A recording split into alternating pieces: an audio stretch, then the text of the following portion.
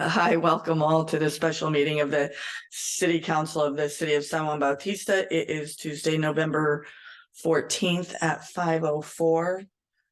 I'd like to call the meeting to order. Councilmember Morris Lopez, will you please start us in the Pledge of Allegiance? Go slow. Okay. Oh, not that slow. You got just need to stand. Okay, sorry. Okay. Ready? Pledge allegiance to the flag of the United States of America.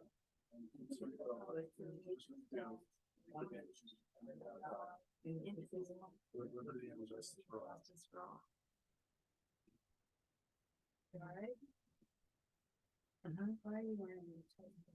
I need to have it compression. And that works. Thank you. May I have a roll call, please? Councilmember Frios? Here. Mayor Pro Tem Freeman? Here. Councilmember Morris Lopez? Here. Councilmember Sabathia? Here. Mayor Jordan? Here. Thank you. They were present and accounted for. We are now going to close session for a public employee performance evaluation for the city manager. Do we have any public comment before we go into closed session? Seeing no hands raised, Madam Mayor? Chambers? Thank you. If you could please take us to closed session.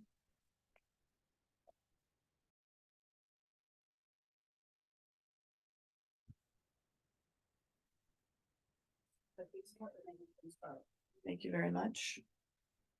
We are getting really good pickup though. That's a plus. I don't have to sit right, eat it anymore.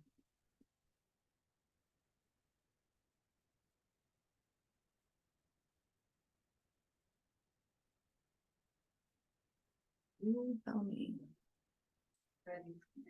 Thank you. Welcome all to the special meeting of the City Council of the City of San Juan Bautista, Tuesday, November 14th at 6 p.m. Attorney Giffen, will you please take us out of closed session? Yes, thank you, Mayor, members of the City Council and members of the general public. The City Council met in closed session on public employee performance evaluation of the city manager. California Government Code Section 54957B1. The evaluation was conducted. The council gave direction and there's nothing to report out. Thank you very much. Public comment will now be heard for items that are on the agenda. This is a special meeting, so public comment is only for items that are on the agenda. So we will hold public comment until that agenda item comes forward. Consent agenda. Item H, we are tabling until the next meeting. That is approve the minutes of the regular meeting of October 17th, 2023. We just don't have them in our packet. Would any member of the council like to pull an item from the consent agenda? Councilmember Frios, Mayor Pro Tem Freeman, Councilmember Morris Lopez. No. Councilmember Sabathia. No. Thank you. I'd like to pull item C. Is there anybody from the public who would like to pull an item from the consent agenda in chambers? And Zoom? Seeing no hands raised, Madam Mayor? Thank you. May I have a motion to approve consent agenda items A, B, D, E, F, G? So moved. Thank you. I'll second it. Motion made by Councilmember Sabathia, seconded by Mayor Pro Tem Freeman. May I have a roll call? Councilmember Frios? Yes. Mayor Pro Tem Freeman? Yes. Councilmember Morris Lopez? Yes. Councilmember Sabathia? Yes. Mayor Jordan? Yes. Motion carried. Thank you. I had a question on C. There's a discrepancy in the Arts and Crafts Festival dates. It goes until Wednesday. And typically this only goes until Sunday. So I just want to make sure that we actually have the dates. So March 26th should be changed to March 25th. April, May, March 24th, My calendar. 2024. So it should be the 22nd for the closure of Mariposa. It's my understanding that that is for the beer garden. So they can set up the fencing. And then it would, the actual Arts and Crafts Festival would be the 23rd and the 24th.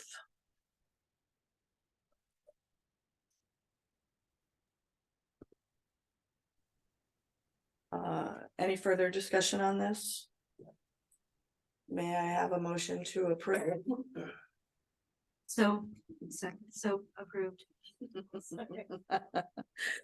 Seconded. Thank you very much. May I have a roll call with the new date?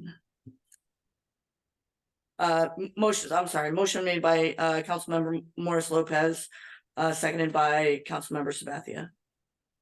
Councilmember Fields, Yes. Mayor Pro Tem Freeman, Yes. Councilmember Morris Lopez. Yes.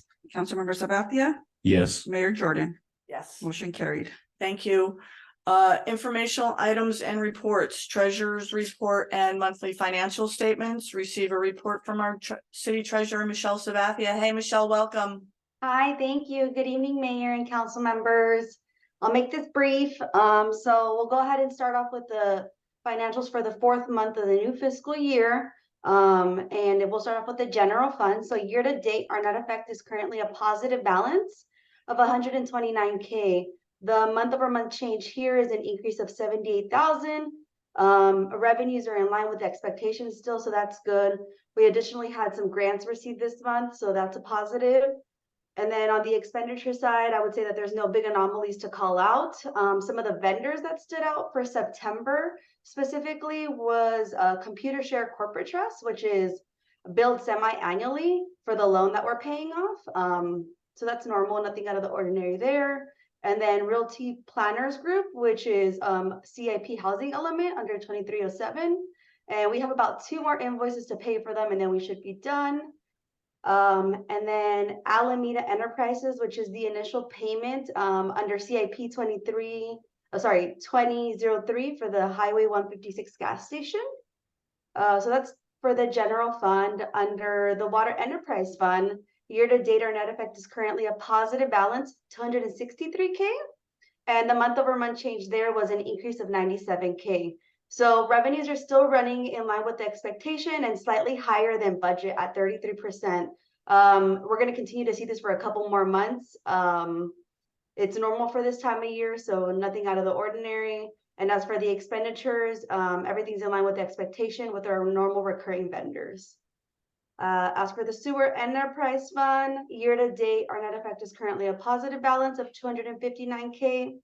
The month over month change was an increase of 94,000, and that's related to the revenues running slightly higher than budgeted, which again is a positive thing, right? And our sewer revenues are running normal, along with our commercial account that's running slightly higher.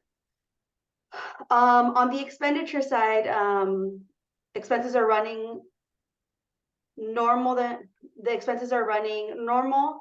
And I would say the only material call out here would be that we still have expenses tied to the sewer line project, right? And I believe we're going to continue to have those for a couple more months to come. So that's pretty much all it for now, unless there's questions. Thank you very much. Questions from Councilmember Friels? No questions. Thank you, Michelle. Thank you, Mayor Pro Tem Freeman. No questions. Great job. Thank you. Thank you, Councilmember Morris Lopez. No questions. Thank you. Thank you, Councilmember Sabathia. Also no questions. Thank you. Thank you. Just one question. last page of the warrants list. Vander Meiden Makis Law Corporation. Hmm. Where do we have them for, third from the bottom, 11,000? What's the dollar amount, sorry? $11,957.46. My apologies for not talking about this earlier to you. No worries. Say the name one more time, I'm sorry. Yeah. Van Dermyden Makis Law Corp. This is related to an HR issue with an employee, so I'm not sure if we could disclose That- more That's now. perfect. That's but- perfectly fine. I got it. We're good. Thank you. Thank you very much. Questions, comments, concerns from chambers? From Zoom? No hands raised, Madam Mayor. Thank you. Anything else from council? May I, okay, thanks. Thank you, Michelle. We appreciate you. Thank you. Informational, items and reports from city council representatives to regional organizations. Councilmember Friels. Okay, attended the last month's COG meeting. And I have don't throw any rocks at me. I have some bad news as far as traffic issues. We'll bring it up. I'm gonna have a map here.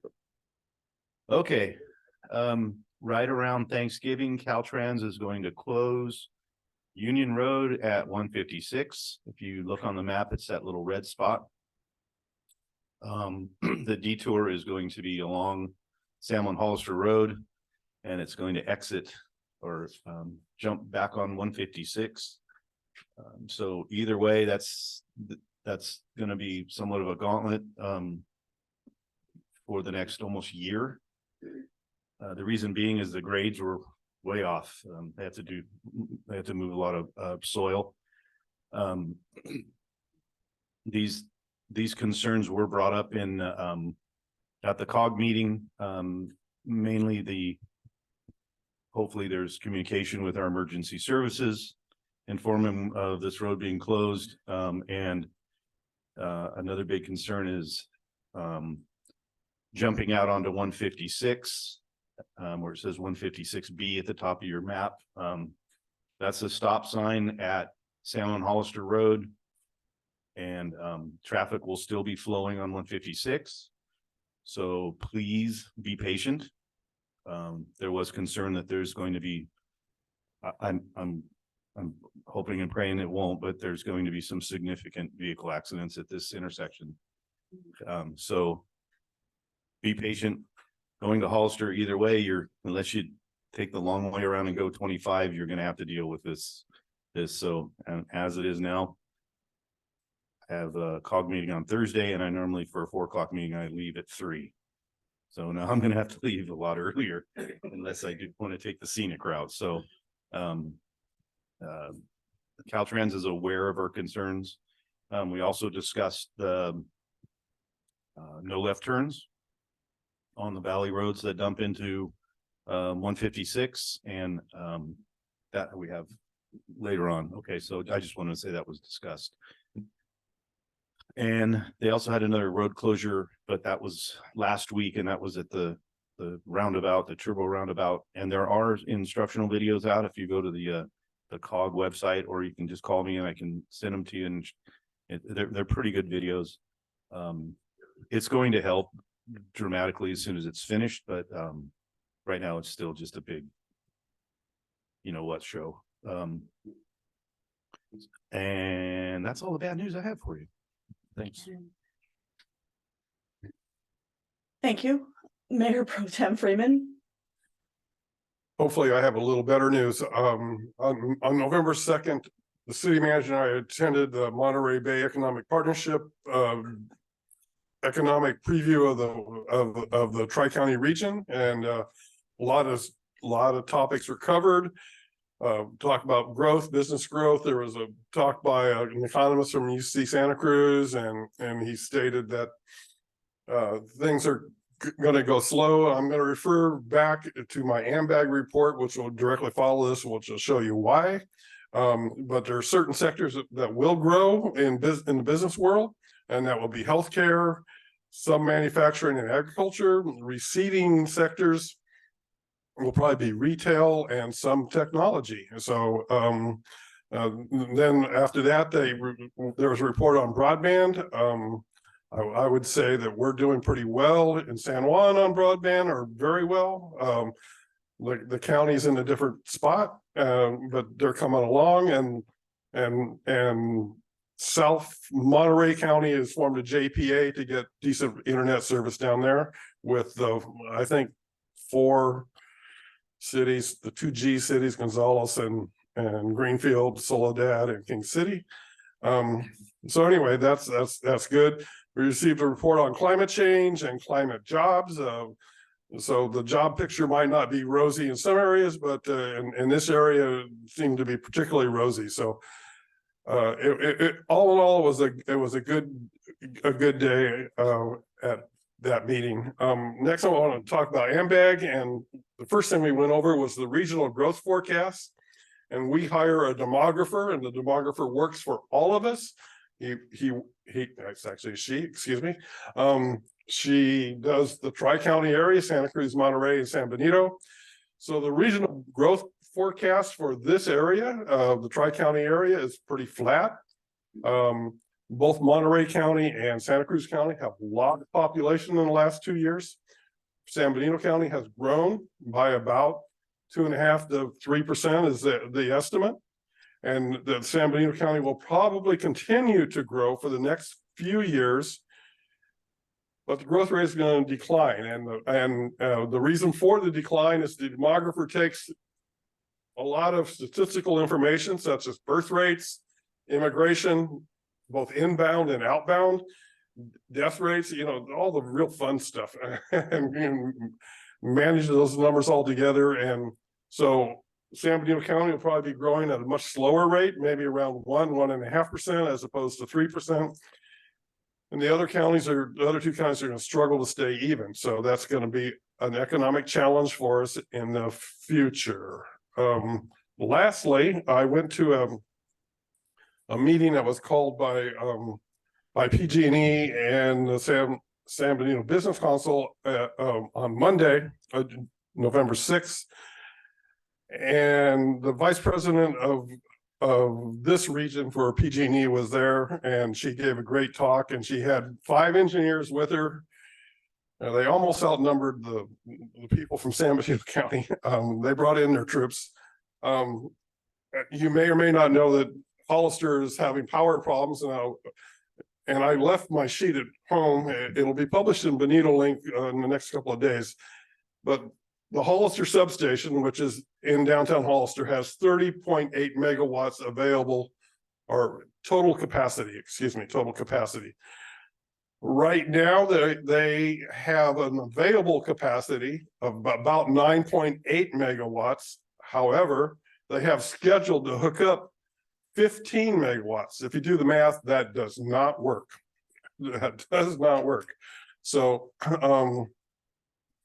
then I'll go on. San Juan Bautista has our own substation. It's out by Taylor Farms, just on the south end of Taylor Farms.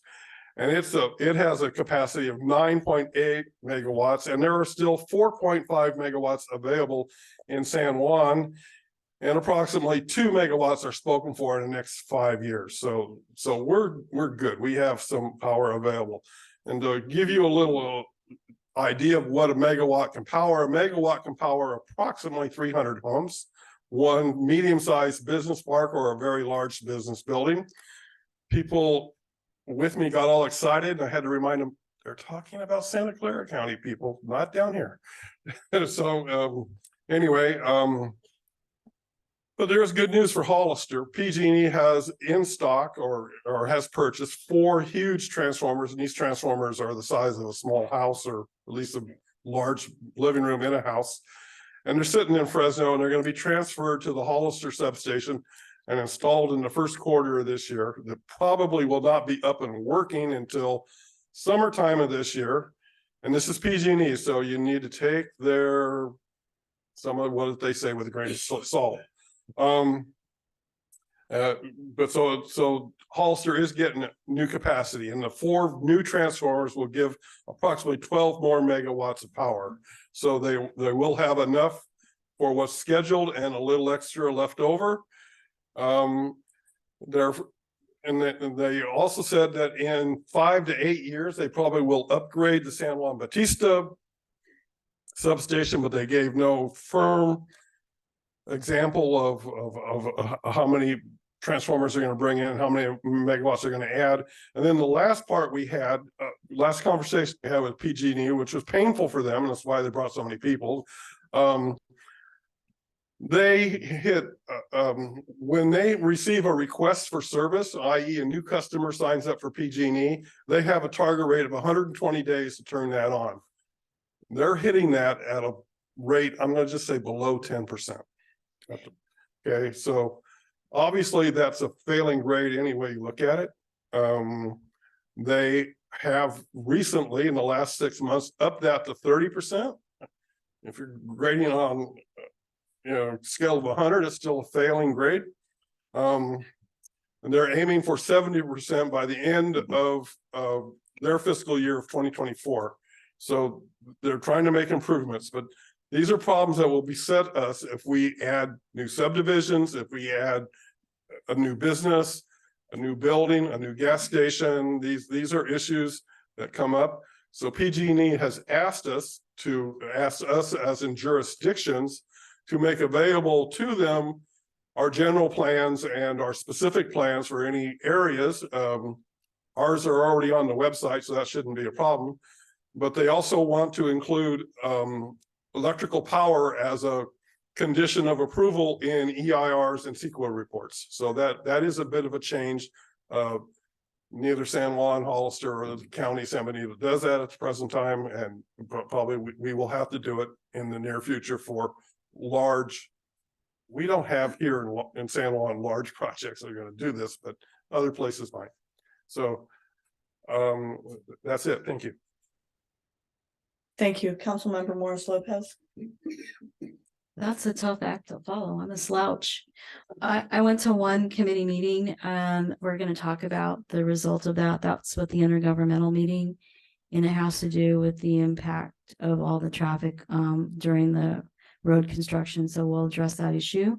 And the intergovernmental is consistent of representatives from the city of San Juan Bautista, Hollister, believe there's a Board of Education person there, the chief educator, and then also city council members from Hollister, and then county supervisors. And we get together and talk about pressing issues. And right now the issue is the traffic, whether or not the construction was going on. So we'll get into that a little bit later. Thank you. Thank you. Councilmember Sabathia. I missed the last LAFCO meeting, so I don't have anything to report. Okay, thank you very much.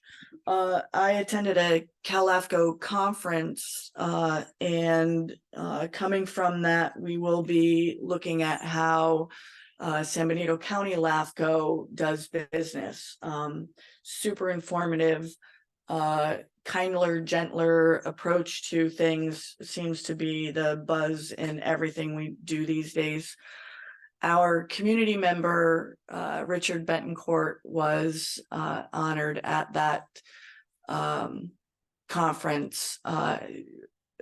Richard has been an amazing citizen on the LAFCO board for years, and wealth of knowledge, and was just the whole board was just thrilled that he received that honor. I've been to several seniors listening sessions on all different levels, locally, countywide, and tri-countywide, trying to promote activities and transportation and what we do for our seniors and how we work for our seniors. Locally, we have a lot of events coming up, and we'll get into that later. I also attended a Penn State football. We're not going to talk about that. Intergovernmental, we'll discuss that a little later on. I also attended the Monterey Bay Economic Partnership State of the Region. Supervisor Curro spoke there. Jennifer Lane from the Arts Council also spoke. Where we're going with broadband, where we're going with housing. I was part of a board panel for Benito Link's report to the county. Myself, Mayor Casey, and chair of the board, Supervisor Sotelo, participated on one panel. It was great. They got hammered. I got asked a couple of questions. I attended the chamber dinner. I have been to all of the Board of Supervisors meetings and Hollister City Council meetings, and I want to say I appreciate all of y'all. They have some really tough meetings. So thank you all for that. And Supervisor Sotelo, Mayor Casey, and myself continue to meet on a monthly basis, just so that we're all on a similar page, a similar path. So nobody is blindsided by what another council or the board is doing. That's it. Questions, comments, concerns from chambers? From Zoom? Hands raised, Madam Mayor. Thank you very much. City Council announcements. This is an opportunity for the council and staff to share the community calendar and announce upcoming dates of interest to the general public. Councilmember Friels.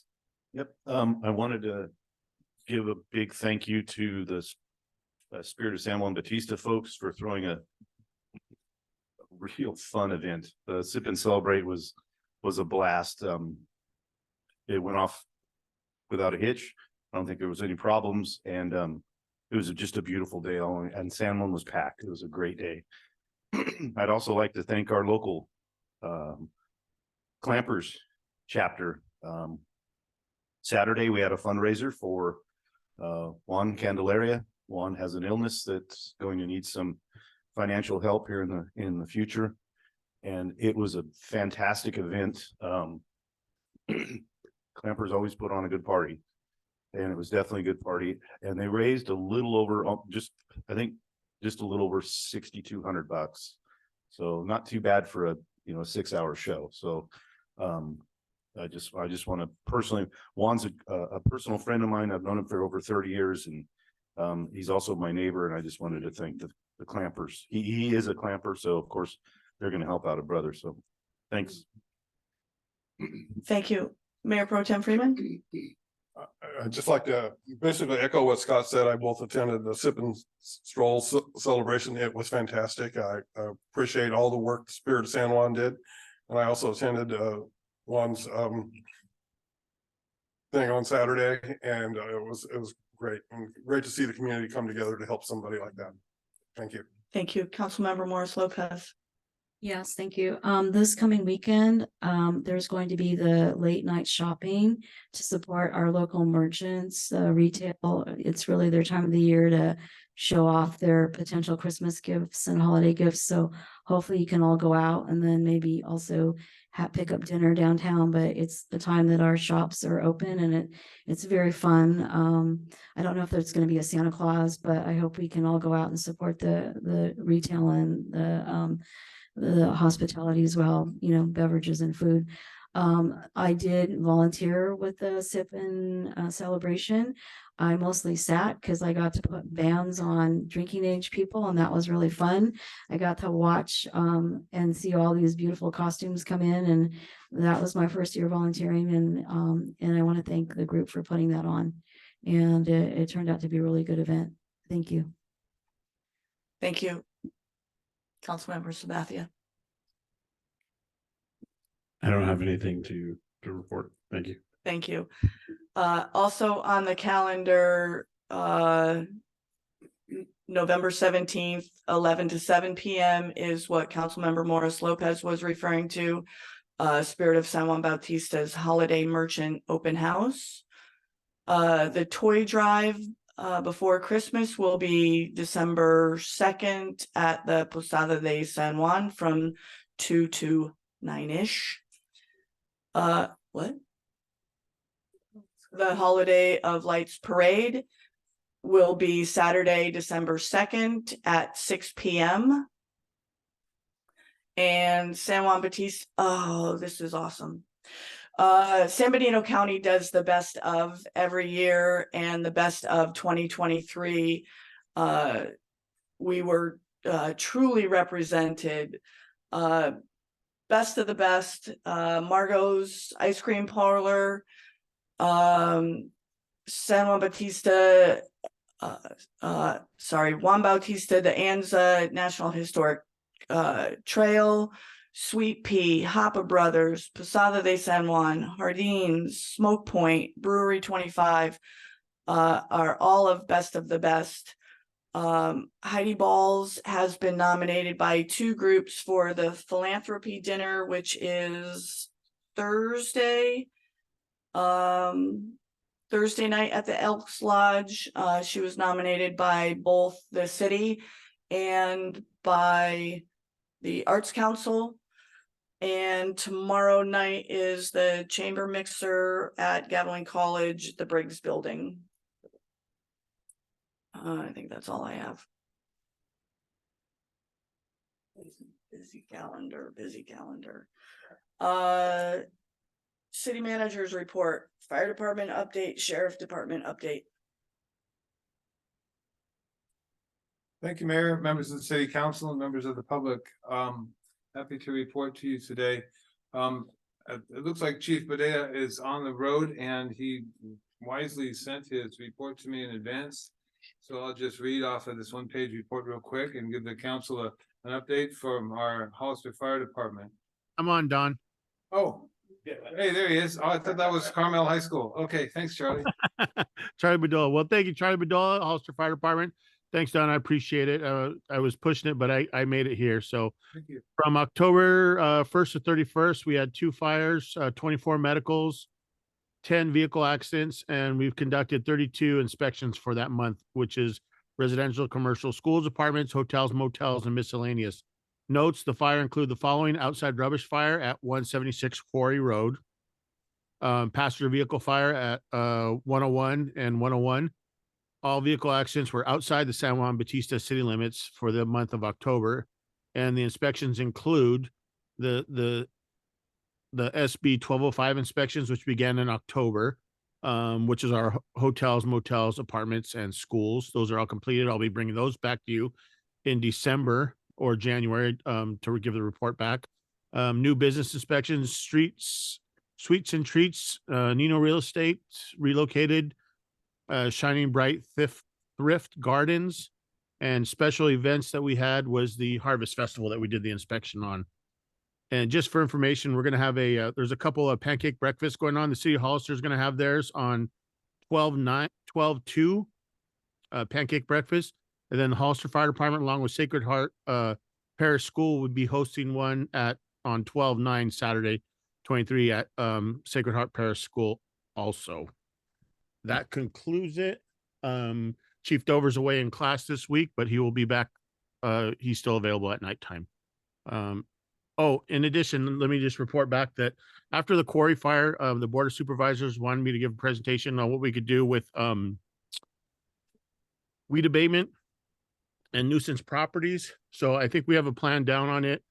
We're working on establishing a fund to be able to, once we declare nuisances, then throughout the county, and we could declare them through 106 out of the San Bernardino County Municipal Code. And we're going to be, we're just going to be taking, we're not going to take a long time now. So we're going to be really proactive on stuff and assist, our neighboring agencies too with code enforcement, because San Bernardino County code enforcement goes through our jurisdiction and Aromas Tri-County Fire Protection District. So work together to declare those nuisances and have our contractors take care of the problem if they don't mitigate it. and then recover costs through liens. So that's something we're going to hit out. So everything outside the city limits, just let us know. And this is ongoing. Weed abatement and nuisances are all year round now also. So we'll continue with that and hit it. I wouldn't say, well, okay, aggressively, because we can't take a chance. So that concludes my report. Thanks, Chief. I'm sorry, folks, if we can keep the talking down to a minimum so we can hear what's going on. Questions, comments, concerns, for the chief, Councilmember Friels. No questions, comments. Thank you, Charlie. Thank you. Mayor Pro Tem Freeman. No questions. Thank you. Thanks. Councilmember Morris Lopez. Yes, thank you. I just have a question about those 10 automobile accidents. You said those are not in the jurisdiction of San Juan Bautista. If you can just kind of ballpark the location of those, and do those require life lighting out? They do. Some of them did and some of them don't. It depends. So some of those, our initial response engine is out of Station 4, San Juan Bautista. So they get there faster. So it's outside the city limits. That could be on the San Juan Hollister Road, could be out there by the salad farms, 101. Those are usually our hot spots that are on there. And occasionally, I think there was one on Monterey and 156 also. Thank you. You're welcome. Thank you, Councilmember Sabathia. No questions, but a quick comment. It's really good news to hear that you guys are gonna get the mechanisms and tools to be able to tackle those abatements as quickly as I know you want to. Yeah, I appreciate it. Thank you. We all do, because we don't like getting our phones blown up 10, 20 times a day. So we'll do what we can do. And those nuisances, it's just the average person can do. If the average person thinks it's a nuisance per the code, it says it's a nuisance. So I'm like, okay, I like that. Thank you. Is this something that the supervisors have been talking about adding on to their GIS system? I know they were talking about roads, adding potholes and things like that. I believe they're trying to get something streamlined through there for the reporting system and everything. Right now it's they call in or email us the violations, and then we go investigate and take care of them, but they do want to streamline it. I believe it is through the GIS. Okay, cool. Thank you. Uh-huh. And a big shout out to all those responders for the quarry fire. It takes a village, and the school was shut down, so all the kids came to Aromas, and I want to big shout out to all of our merchants who got that extra candy for all of those kids that came over. And those who have supported the two who have lost their homes. Chief, as always, thank you very much for all that you do and the support that you give to our folks. Be safe out there. Do we have any questions, comments, concerns from chambers for the chief? Zoom? No hands raised, Madam Mayor. Thank you very much. Be safe, chief. Thank you. Thank you very much. Sheriff's Department update? Just a quick question from me for the chief, if you don't mind, Charlie. Thanks to the app that you instructed me to download called Watch Load, I learned of the fire on Sunday off Mission Vineyard Road. Yeah, that was just is that completely on private property? Do you have any information on that fire? I didn't have anything else. I know they were there for a long time, but watch duty is private property, eucalyptus, from what I know is eucalyptus wood that had been Oh, I see. Okay. Yeah, and contained to that area right there. But something like that, we have it throughout the county where we can say, hey, we need a bigger defensible space around there. We need to knock those loads longer, shorter, not as tall, and back farther off the main road. And we can account for that wind. So, we will do a little, be a little more stricter on that, because two structures were lost. I didn't know what they were. Apparently they were home. So that's sad. That's sad. So that gives us, and I hate to say it, all the ammo, or it gives us all the justification to be able to enforce it. They can't say it's not going to happen, because it is happening now. That's great. Okay, thank you. Mayor, the Sergeant Penny is on leave for 3 weeks, and so I did not get a report. And they may not have been aware that we moved our meeting up a week, so Oh, okay, thank you. I dropped the ball on that side. Okay, all you. Thank you. I just have a few slides tonight. Liz, if you could load this up for us.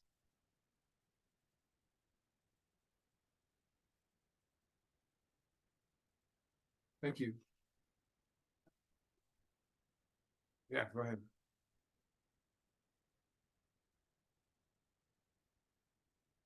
There you go. All right.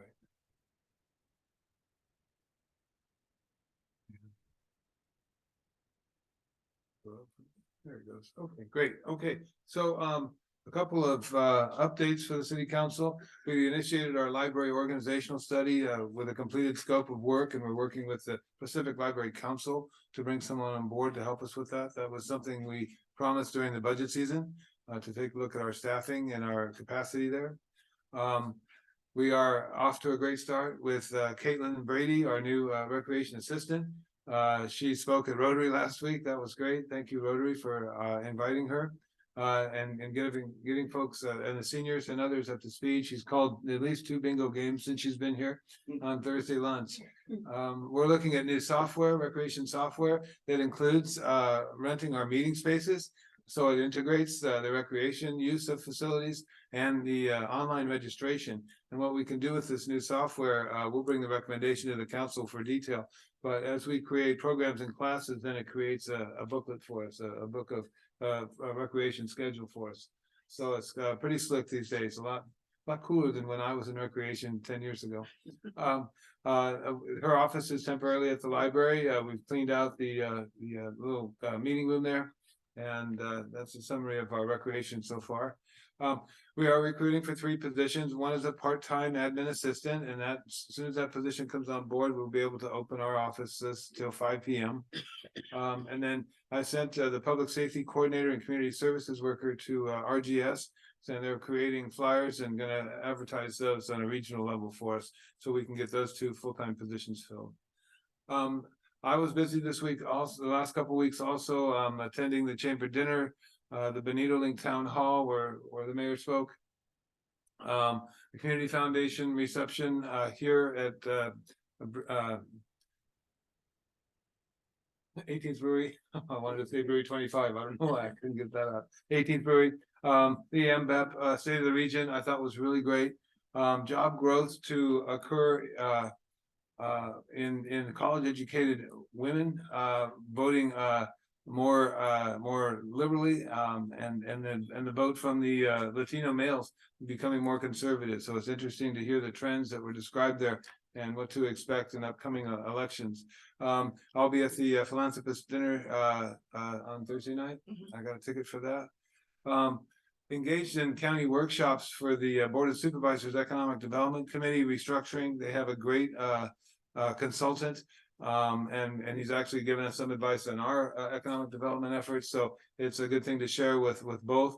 And the goal is to have everything starting with ED and alignment, so that we all tell the same story. So that someone at the county can tell a story of San Juan Bautista, can tell a story of Hollister, all at the same time. So it also includes aggressive marketing campaign, and there's a lot of work that we could do on that side. I don't know when the last time San Juan Bautista participated in a marketing campaign and its branding. So that's a good thing to think about in the future.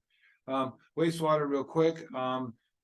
The piping is supposed to arrive this week, and we arranged for staging to occur out at Truly Farms, which is closed between November and March. So they'll be storing our 6 miles of pipe that we'll be putting together this week. We're supposed to start trenching by the week of November 20th, plus or minus weather. And so today the update is right after the Thanksgiving holiday. So there you go, the 27th. Hopefully that'll stick, and we'll be out there starting to trench, especially starting at the corner of Prescott and San Justo roads heading towards Hollister. That'll be closing 1 lane of traffic for up to 10 minutes at a time to allow traffic to go through. At no time would both lanes be closed. And that's particularly important for our growers out there. And we're coordinating with True Leaf, Earthbound, and Taylor, and also Coke Farms to make sure that they understand the schedule and where we will be in terms of their need to get their products in and out. We've executed agreements and gained access to the state and federal funds. That's the 4 million, the 1 million, and $3 million grant program. That's fairly complicated, working with their antiquated computer systems and computer portals. But we got all the passwords and all the I's dotted and the T's crossed, so access to those funds finally. We look forward to submitting over $850,000 claim to the EPA this week. The USDA has approved biologists to be on duty during our whole project, monitoring for both for threatened species that include the red-legged frog and the salamander. And they've actually had trainings. They had to do trainings and reconnaissance 2 weeks before construction began. So they've actually the first ones to hit the ground working. And like I just referenced, we are working closely with the growers to make sure that their work is not interrupted by ours.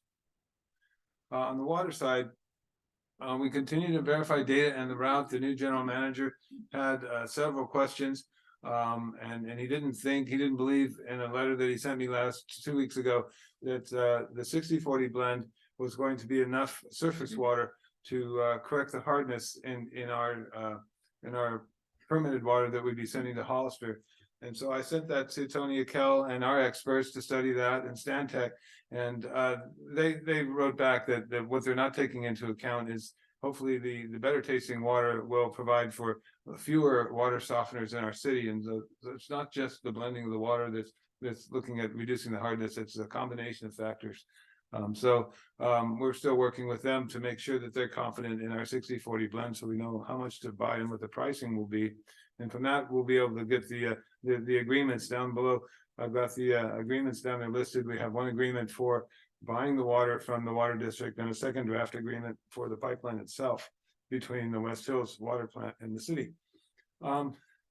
HDR is on design for the new route along the old Highway 156. It was supposed to be completed in October. I reached out to Director Wittry last week, and I don't believe he's responded.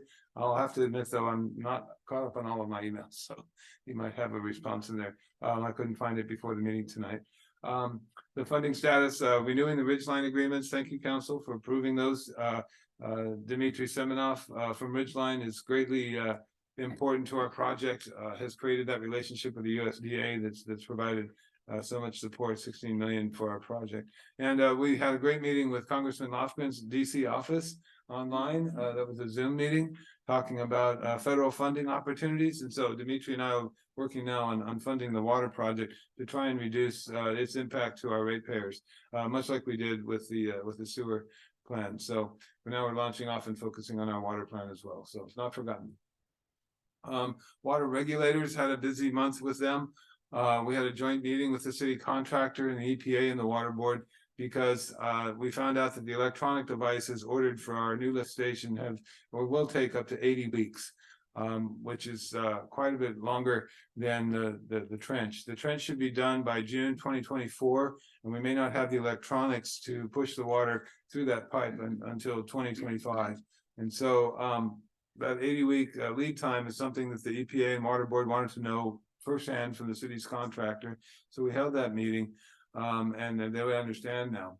So I had to submit a request for schedule change, which is a pretty big ordeal. It's been submitted based on those facts. And we also submitted our quarterly status report, and these are available on the website. It was submitted on time, November 1st, and in the last quarter, as you know, we've accomplished quite a bit with the water regulators. So we're on board with them. We should get our flock security camera implementation rolling this week. We had a review from legal and risk, and hopefully we'll get the agreement fully executed this Friday. I've collected enforcement policies from 2 other cities, and I'd like to coordinate that with the sheriff, but with Sergeant Penny being out of the office, I may try and work with Lieutenant Urena on that. But the enforcement policy describes how and when we will use the evidence from the data that we collect.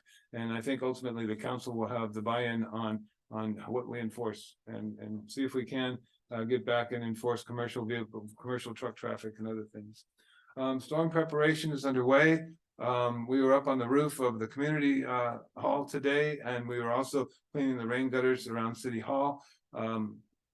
We have a contract about to be executed with Granite Rock to clear the silt from the storm systems. We've been waiting for support from FEMA. This is a $300,000 project, cleaning more than 20 different storm drains, a lot of those up and around Rancho Vista area. The FEMA has only honored $17,000 of that estimate, so we've had to go to California Office of Emergency Services for support and write a 2-page letter of appeal to FEMA. And we've seen that other cities have been successful with this appeal, so we're going to continue to try. But for now, we have to go out on a limb. We have to get the storm drains and the silt removed. So I just wanted to know if anyone gets any questions out there about, are we preparing for the storms? And we are, and we'll be out there next week doing that work. Let's see. Oh, I'm going backwards. Okay. That's a relief. You guys are probably all sick and tired of listening to me. Community development, we had 2 applications before the planning commission at the last meeting on the 7th. One of those applications was approved. We met with that applicant for an hour and a half yesterday afternoon, trying to get our team on board with their team. And we set a path forward for the gas station at the Alameda. That the planning commission will meet with them and work on their design so that they don't have to, so they can come back with a good design that the commission will accept according to our design guidelines. We're ready to approve the draft zoning code update for the pop-ups for the temporary uses, so that a food establishment could host a pop-up selling tie-dye t-shirts or something of that nature. That zoning code has been worked on with the ad hoc committee of DeVries and Jose Aranda. And it's ready now, I think, for the planning commission's final approval, and then it'll come to council maybe at the next council meeting. Tonight, we're going to talk about the urban growth boundary and seek council's feedback. And then the EDCAC is also on the agenda tonight, reconsidering roles and expectations. And we have feedback on our housing element from Housing and Community Development from the state, and it's positive, and we'll be able to get our housing element done before the end of the year, before the deadline. So that's all coming forward. And that's it. Okay, thank you. Thank you. That's a lot, and I'm criticized for talking too fast as I read through my evaluation today. So I'm happy to answer any questions if I'm talking too fast. No problem. That goes along with our 10 o'clock hard stop. Councilmember Friels.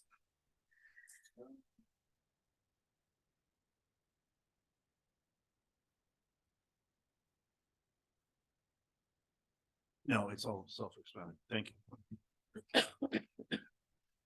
Thank you very much. Mayor Pro Tem Freeman. I just had a quick question about the storm drains out in Rancho Vista and elsewhere. So that's a contract that Granite Rock is going to start next Monday. Is that the plan? We hope to get it executed this week, and we're trying to get in touch with with their subcontractor to commit, but we hope within the next week to 10 days. Yeah. Okay, thank you. Thank you. Councilmember Morris Lopez. Yes, thank you. I have a question. It kind of got my attention underneath the water heading, and you talked about funding status. The one where you met with Congressman Lofgren's DC office. And I thought I heard you say they were talking about securing grants to reduce water rates.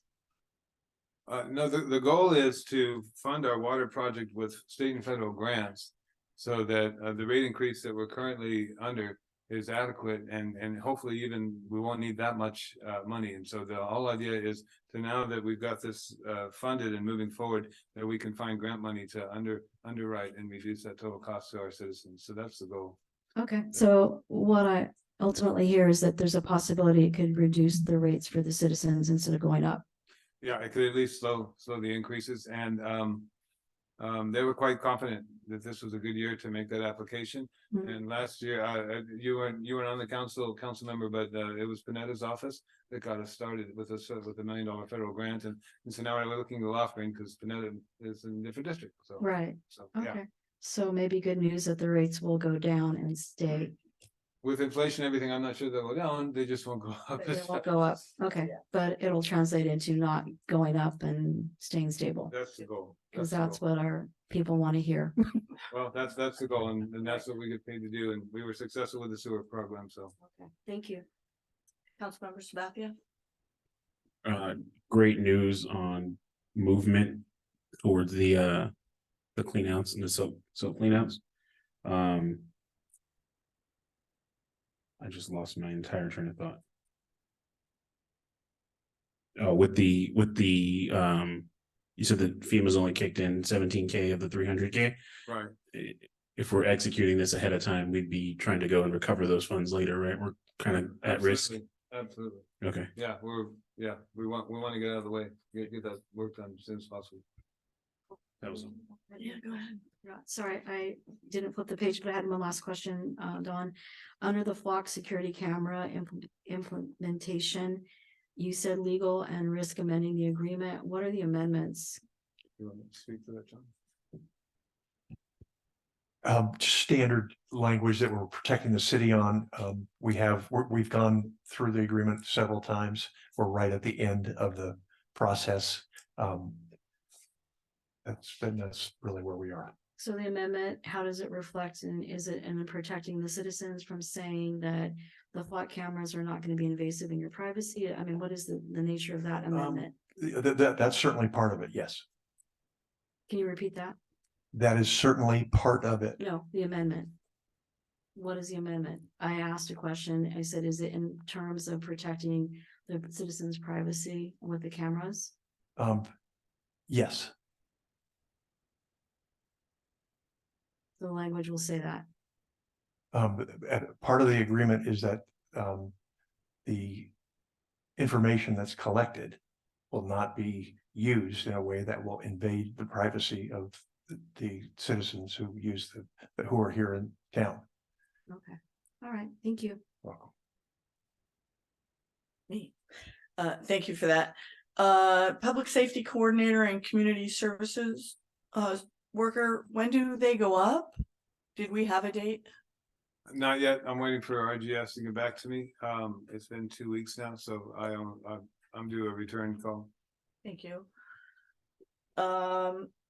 The Board of Supervisors, Economic Development Committee, they put together an ad hoc committee from members. Do you remember who was on it? Is San Juan represented? Well, that's what they're reconsidering. Their bylaws from 5 or maybe more years ago only indicated 2 voting members being both supervisors that were Right. appointed, and that's Sotelo and Kerr. And they are aware and now working on changing the bylaws to be more inclusive and have more people on their board and more voting members. Okay, That's part of the transition that's happening. so that'll be okay. Come up. Staging at Truly for our pipes. Is there a fee associated with that? I'm not certain what the fee is. I know that the original plan that got squashed due to environmental concerns, we were paying $18,000 rent. The contractor that was part of their bid to the city. Oh, okay. So there's no direct impact to us. We have a signed contract with that price in it. The catch with True Leaf is they come back to work in March. So we'll have to come up with a plan B between now and then. Thank you. Just a quick statement on Congresswoman Lofgren looking for funding for us. She has been a true friend to the city, helping out the mission with a matching $1.5 million grant for rebuttressing that. So yeah, she is more than willing to help find us cash if we know the right question to ask. USDA, they're all on board with our new timelines. I know that big huge document that I got to sign was full of you must. So they're all on board with that. Right, so what we did was we waited until the contract was signed with the contractor, because that's when we knew the lead times for the different materials that we had to purchase, and we didn't want to change it again.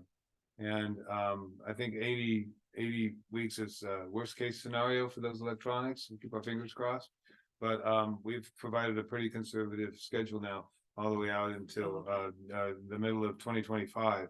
The water board simply reminded us that we have 5 years to get this done. It was executed in 22, so we need to get it done by 27. Okay, So we're still within that window. Yeah. nice. Thank you. And the flock cameras, it was at the Hollister City Council meeting, and a gentleman came up and said how bad it was and how it infringed on people's rights. And at the Board of Supervisors meeting the next day or the week after, somebody was caught on a flat camera in a stolen U-Haul getting to his probation meeting. They work really well. Yeehaw.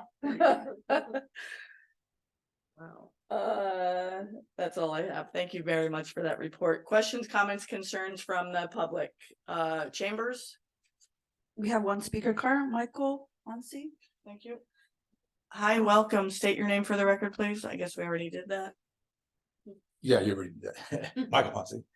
Just a couple questions for city manager. I was just concerned about the 80 weeks, a year and a half for the electronics. Just wondering what that does to the cost of the project. And then also another question on the water. Are we doing a new route for the pipeline on 156? I thought we had a route already done, the project. What year is this?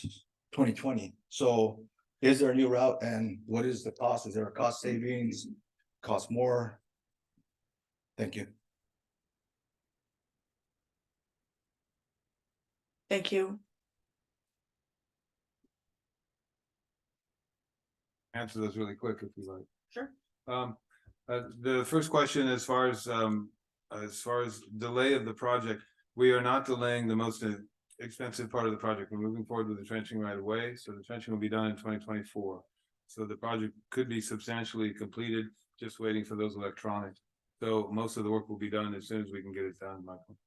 And then with the new executive general manager coming on board, when Jeff Catano retired, Steve Wittry took his place. And Steve Wittry went out and tried to secure the rights of way along the foothills for the original path, and was finding a lot of resistance from the property owners there. And he's been successful in negotiating with Caltrans the ability to put the pipe into the old 156 before they relinquish it, because when they relinquish it, it needs to be totally overlaid and clean and nice. So our goal is to get our pipe into the old 156. And because we don't have to acquire the right of way, he's assuring me cost savings. So that's the plan. And actually the delay on the wastewater plant gives us time to negotiate with Caltrans on the water side. Thank you for that. Nice questions. Thanks, Michael. Do we have any other comment in chambers? No other speaker cards received, Madam Mayor. Zoom? Seeing no hands raised. Thank you very much. Action items. Everybody good? Perfect. You okay back there? Action items. Draft parklet resolution extending existing food and beverage parklets to June 2026, consistent with state law AB 1217, signed October 8th, 2023. City manager.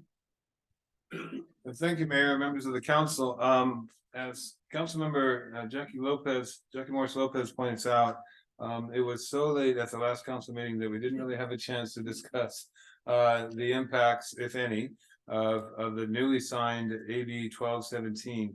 What the council has done is they had a conversation about the prior bill, AB 61, which extended the deadline for the sale of alcohol on parklets selling alcohol. The ABC is then had a deadline of 2025, January 1, 2025, and now this new law extends that to July 1, 2026, 18 months. So the question is, and at that time, we decided not to extend it just for catering and food and beverage, but for retail as well. If you recall those conversations, we agreed to extend it for both retail and food and beverage. So all this is really an update. And if the council wants to take action tonight, they can consider the draft resolution. I thought we would be providing more flexibility to the council tonight by putting this on action, but it doesn't mean the council has to take action. But just remember that the ordinance, the resolution that's in place now requires the removal of all parklets by January 1st.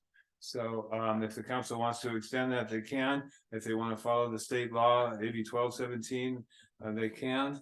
I just wanted to make sure that we had a shot at a conversation about this before we came up to the deadline, December 31st, January 1. So that's it. I tried to give the council and the community as much flexibility as possible.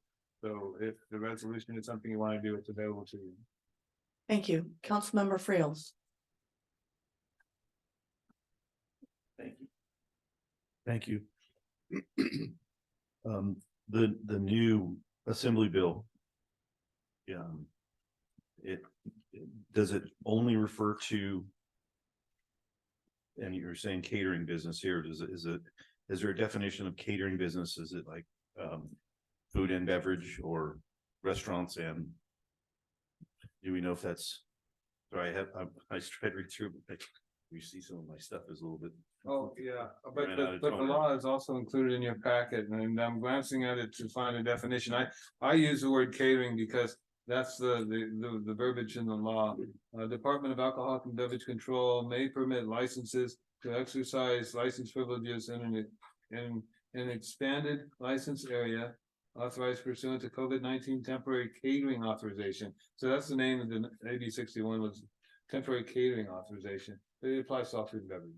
Okay. Anyone who has a ABC license. Okay, and that's all they spoke about was just catering. That's all in this bill. Yes, it's specifically about the state's laws, specifically about food and beverage. Okay. Nope, that's all I need to know. Thank you. Thank you. Mayor Pro Tem Freeman.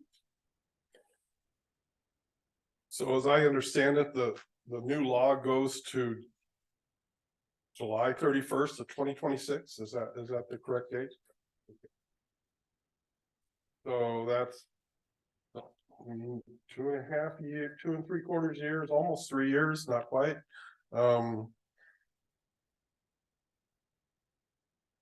At the present time, I'm in favor of it because I think it's been a lifeline to our businesses. And so I think given or not given ahead of any other circumstances that might change, I think this is the way to go for the next 2.5 years or whatever it is. Thank you. Thank you very much. Councilmember Morris Lopez. I'm gonna be brief because I take issue with this being an action item, even though City Manager Reynolds has explained that he's trying to give us flexibility. We don't have to act and be in agreement with the state law, the AB Bill 1217, because I'm a stickler for process. And at the last meeting, as you recall, and as I reminded you, we were running long. Our meeting went till midnight, and this was at the very end almost. I think it was like second to the last or third. So we really didn't have a robust discussion. And so to put this on the agenda now for an action, even though you're saying it's our call, we're bypassing that public discussion and the council discussion. So at this point, this is what I want to say about it. Thank you. Thank you. Councilmember Sabathia.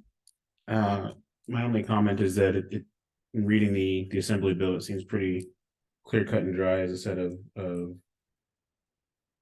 not recommendations, but a guideline to follow. And I appreciate that. Thank you. I am all for extending for food and beverage to July 2026. And keeping the retail at January 2024. Do we have any public comment on this?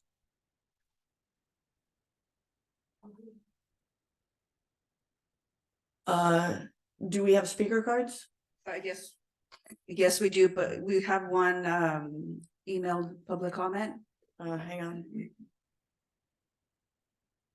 Please sit by.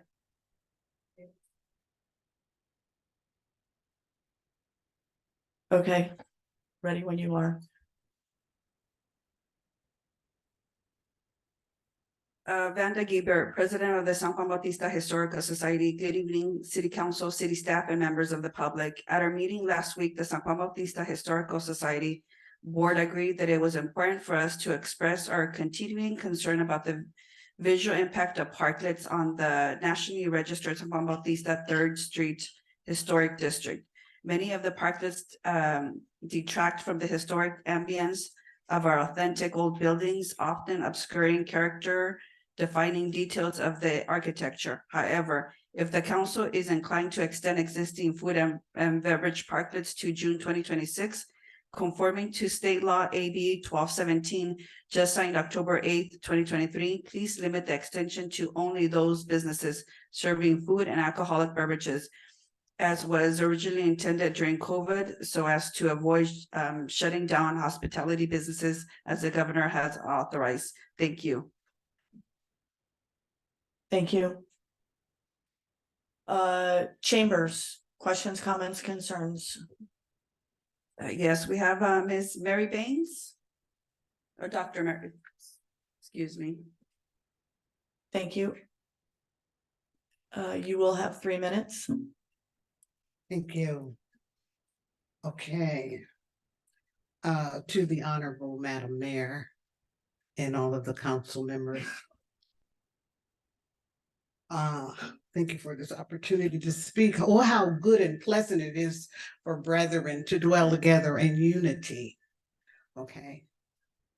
I'm here to speak about the issue of, there's feedback coming from somewhere. If everybody else can turn their microphones off, please. Thank you.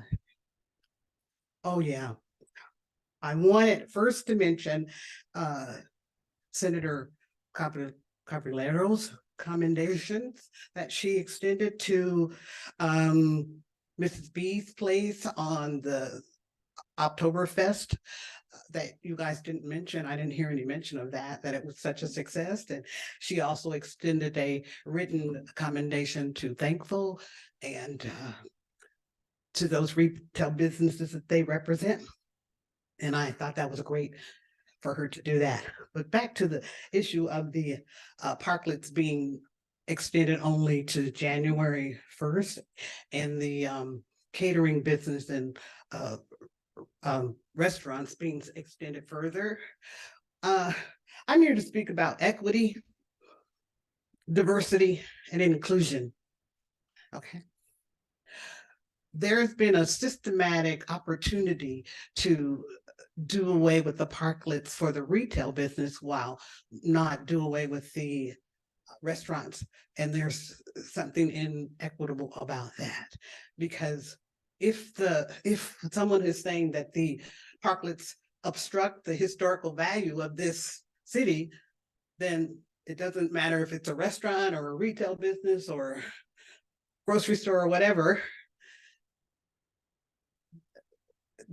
How can they obscure the value in one spot and not obscure the value in another spot? So if you, as the council members, extend the parklets availability there until the 2026, and you don't do it to the retail businesses, there's an element of discrimination there that I'm not understanding why that exists. So that's why I'm speaking up today to say that. So equity means that I would be in agreement with extending everyone, all the businesses, so that we can continue to be part of the economic family of commerce here in San Juan Bautista. Diversity. Thank you for your comments. Your time is Are up. my 3 minutes up? Yes, Okay, thank you. you're welcome.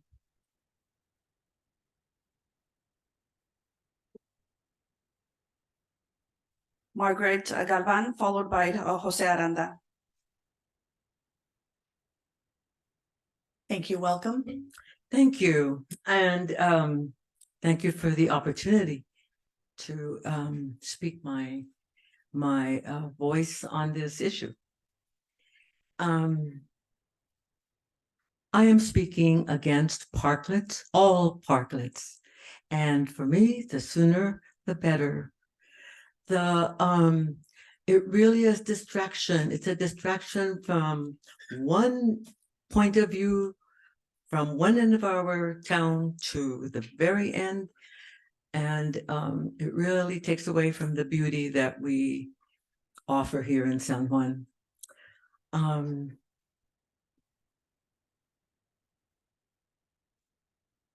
And also it infringes on our parking spaces.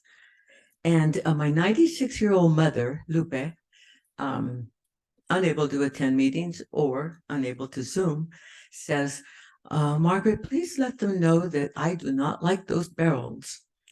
So that comes from my mother. She says, tell them to remove them. I'll tell them, Mom. So there we go. Thank you for your time. Thank you very much.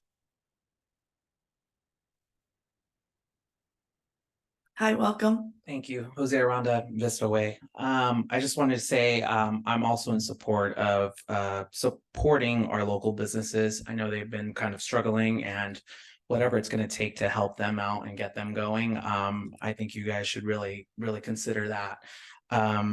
I do agree with Dr. Baines. You know, I think it should be equitable to everyone as well. I think that is very important. And also I do agree with the woman right before me where, you know, it can present some problem with parking. It can present some problems with how the city looks. But I think if we put some money aside and help these businesses out and help them change the look of the parklet so it's unified, I think we can come up with a really cool creative idea that makes the town really look good and it helps them out. So I urge you guys to really think about that and how we can support our little town. Thank you. Thank you.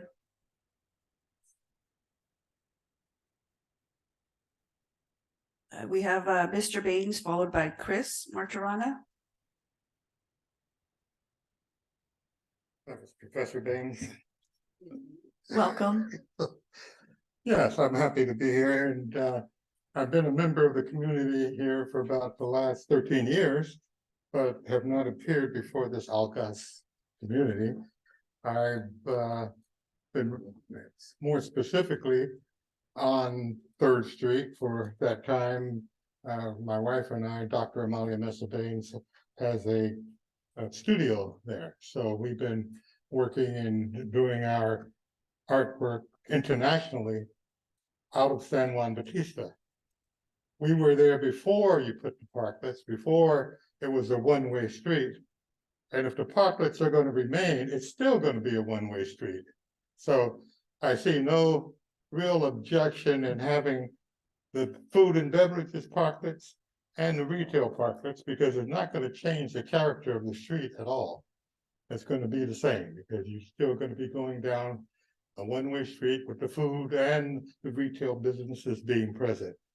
So my recommendation and my hope is that you will continue and abide by the state law and put in the you have to, because it's a state law. You're not going to be able to change that. So adding the retail parklets is not going to change the character of the city, in my opinion, at all. And I can attest to that because I've traveled internationally. I've seen parklets all over the world, and they have not affected the businesses. They have added to the businesses in communities in Spain, Italy, France, and wherever you travel. And some of you probably traveled all around the world too, and you've seen these parklets in places because that's what happened under COVID. So until the state changes, I think you should maintain the parklets. Thank you.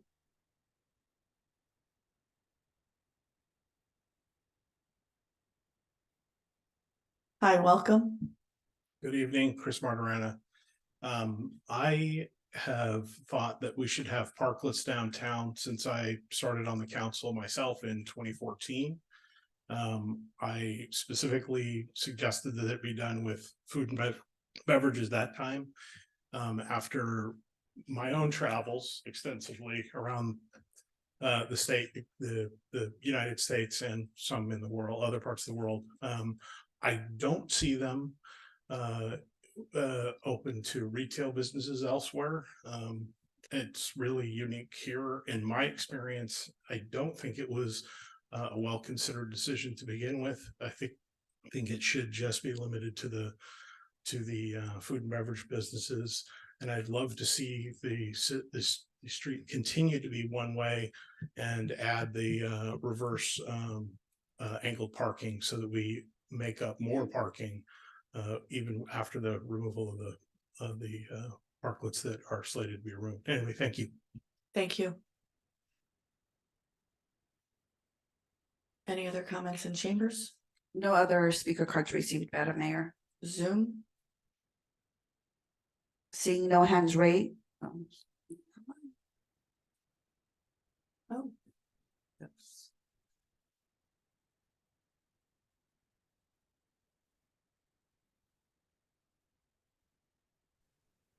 Dan, you have 3 minutes. hi, Dan, welcome.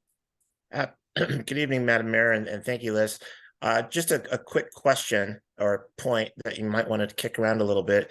Since this extension for food and beverage would go to 2026, 2 things. Query whether if by chance the 3rd Street master plan would be completed by then, and if that master plan kind of reimagines outdoor dining, sidewalk dining, more in the European, Italian, French style, what impact that would have on the existing parklets and the way they are configured, designed, and constructed. Which brings me to number 2, which is even though they're going to be extended until 2026, which I kind of take as the temperature in the room, query where there's an opportunity or a need to take a look at their design and construction. In other words, could they be designed and built in a different way? Like the city of Los Gatos, for example, I've noticed where I'm from, the city went through and redid all of the parklets and they all look the same. And there's something kind of cohesive and neat about that. I'm just throwing that out there as an idea, or maybe the council think and the businesses think that the parklets that were kind of erected in haste because of the pandemic, that's the best we can do from a design and construction standpoint. So just some things to kick around, I think. Thank you. Thank you.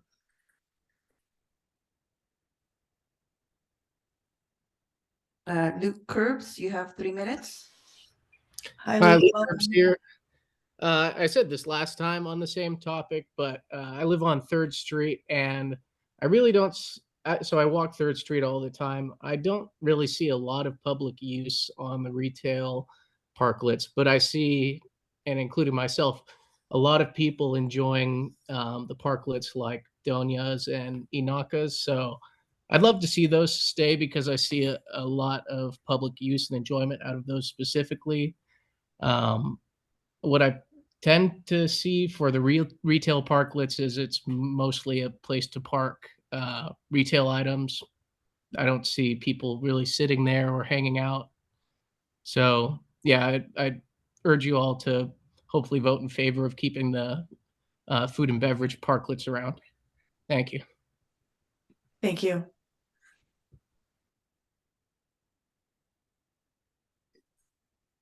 Seeing no more hands raised, Madam Mayor. Thank you. Bringing it back to the council, Councilmember Friels.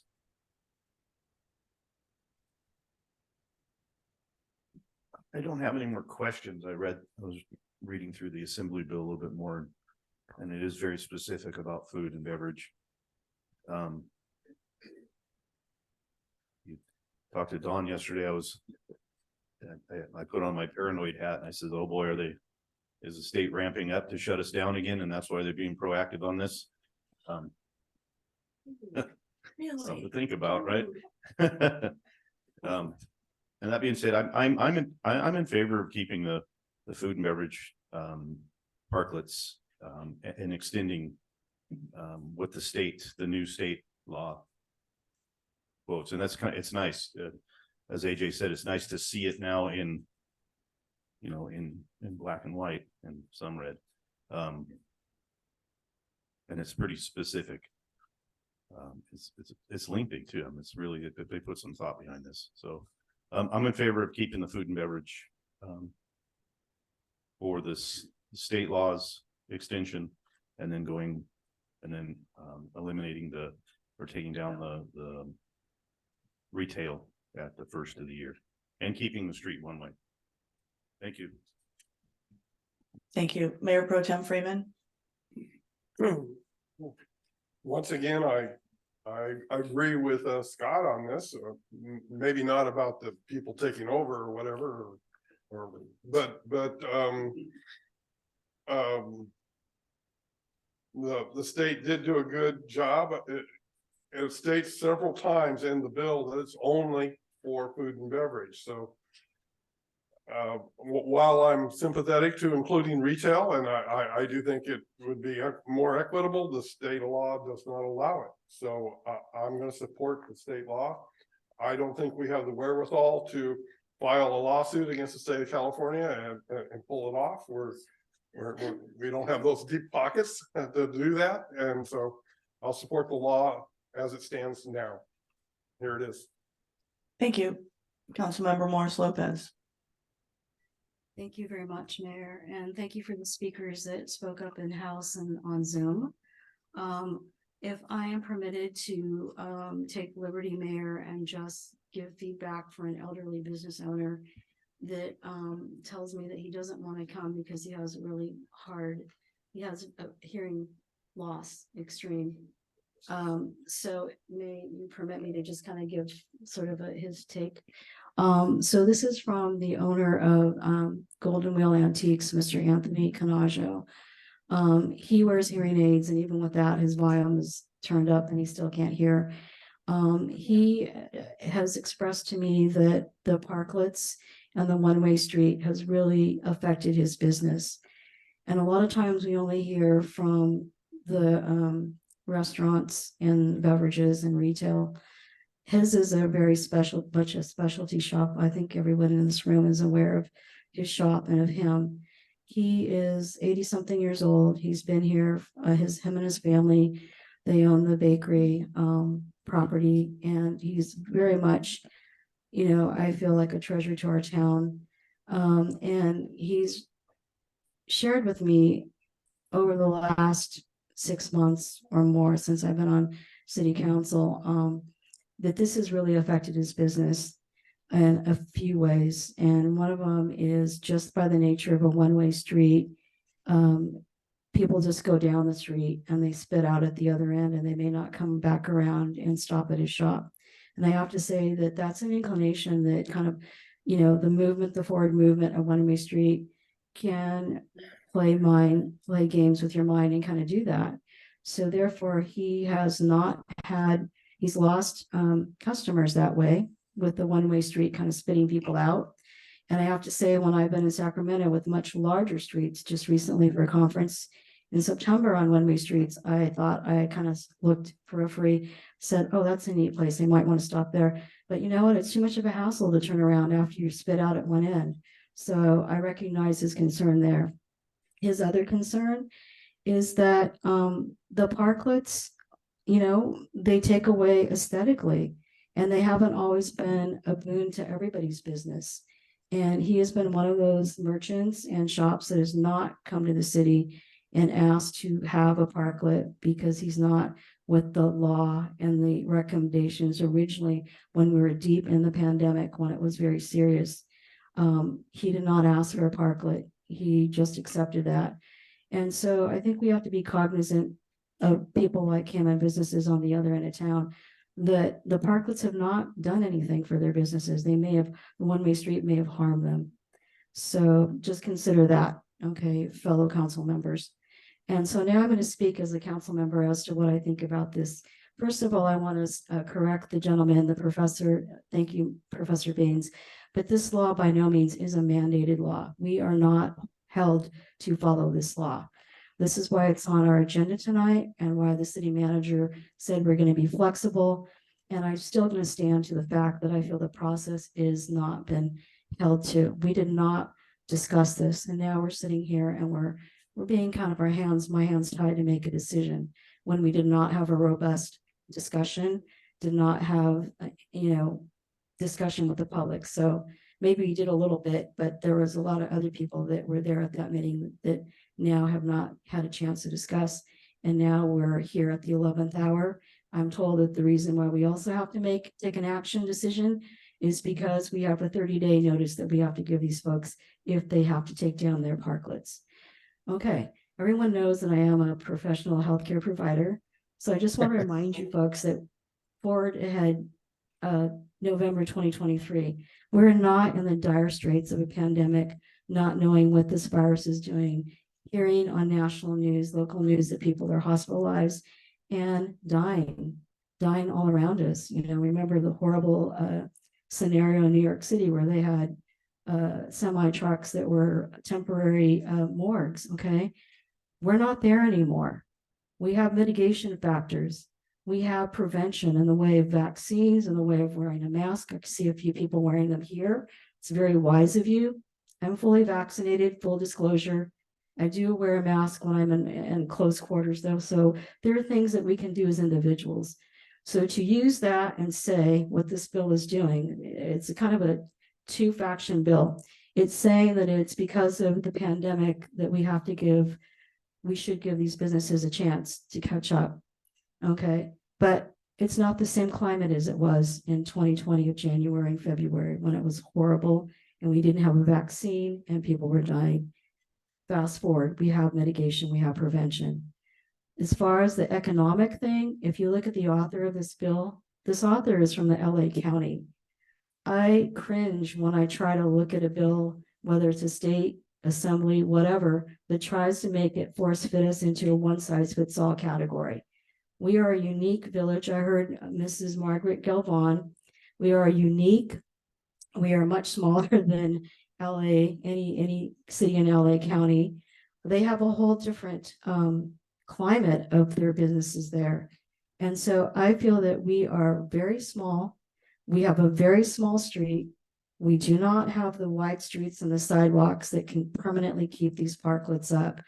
I thought that we came as a group here back in April, and we, in good faith, I even changed my vote and said, okay, let's keep these things up because we wanted them down in February, April. And then we came together as a group and we said, you know what? Everyone's parklet's coming down January 1st.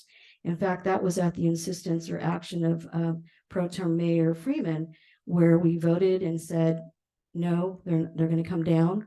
And then he came back and he had a second with him, which is the process. That's his prerogative and a followed process, which I don't think we're following tonight because we haven't had a full discussion. We're going to vote. And so we brought it back to the table and I went along and said, okay, let's just go ahead. Let's go with it. Okay. So now fast forward to now November and actually in October, we didn't have the background information on this AB Bill 1217. So I felt like I wasn't ready personally to have a discussion on it and it was really late. And so now here we are again. It's like we're rehashing the same thing. I hear people, allegations of discrimination and inequity. That wasn't what the intent of this bill was originally. And we are a nice town and we had a staff person that maybe, worked out of her pay grade and decided everybody gets a parklet. And we moved with it and we stayed with it. And it wasn't a popular decision because that's not what the bill read. And here we are again, we're back on this merry-go-round ride. But I speak for the people that like Mr. Canaggio and Mrs. Galvan and maybe her 96-year-old mom and my mom who can't be here tonight that say, you know what, we have given to the community, the business owners and the retail, whoever has a parklet, we have given up our street. We have given up our view of our historic buildings. That's public property there.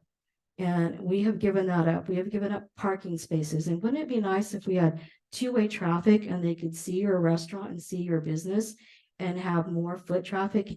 And, we can envision, I'm not against outdoor dining. I just feel that the parklets have run their course. And I literally want my town back the way it used to look. But I feel like we have a vehicle in the future for a master plan. And we can make outdoor dining, we can make outdoor shops look different. Okay, we don't have to be like everybody else. We have a unique historic street. And the arguments I'm hearing, they just don't jive for me. And it's a long time that we've given up our street since 2020, and now we're looking at 2026. That's a long time. And I think we can come up with a better way to have outdoor dining experience. And I'm just going to point this out there. Some of the parklet owners have beautiful patios, excuse me, that they can access and use. So in reality, there's only one restaurant that doesn't have a patio, and that's our Japanese restaurant in Aka. And the others have beautiful patios that they can access. And I don't know what the big deal is about serving alcohol on the street. That's really what kind of shot out at me with this AB 1217 is being able to have alcoholic beverages on the street. And they changed up the semantics or the language of catering. What is that? I mean, we're talking about restaurants. So the catering to me is like takeout food. So does that eliminate our restaurants? I mean, it just doesn't jive with me. And I'm not in favor of this. And I feel like I'm being forced to vote tonight. And I think by my speech, you probably get the way I'm going to vote. Thank you. Oh, sorry. Sharon. That's right. Thank you, Councilmember Sabathia. Hello. So I'm gonna be a little scatterbrained with this. I meant to write it all down, but didn't, so please bear with me. The initial proceedings that we had and talks and discussions that we had months ago around parklets, I did feel were, I'm not calling anybody anything. I'm not saying anybody's a certain way, but to me, they felt discriminatory and it felt a little bit attacking. And I didn't like that. It influenced a lot of the way I voted. Excuse me, can we please quiet in the back? Thank you.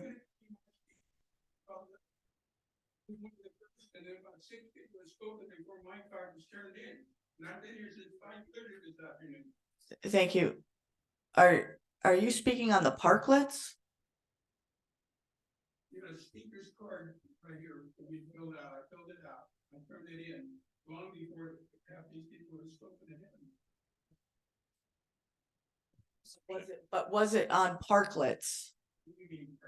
That's the topic of discussion currently is on parklets. We are on action item 5A.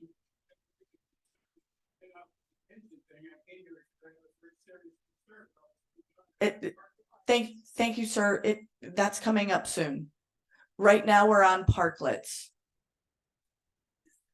He wants to talk on the next item. Thank you. I apologize for the interruption, Councilmember Sabathia. Please continue.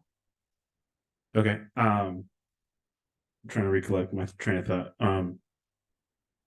Like I said, I think those initial discussions, the initial talks had some divisive nature to them, and that influenced the way I voted.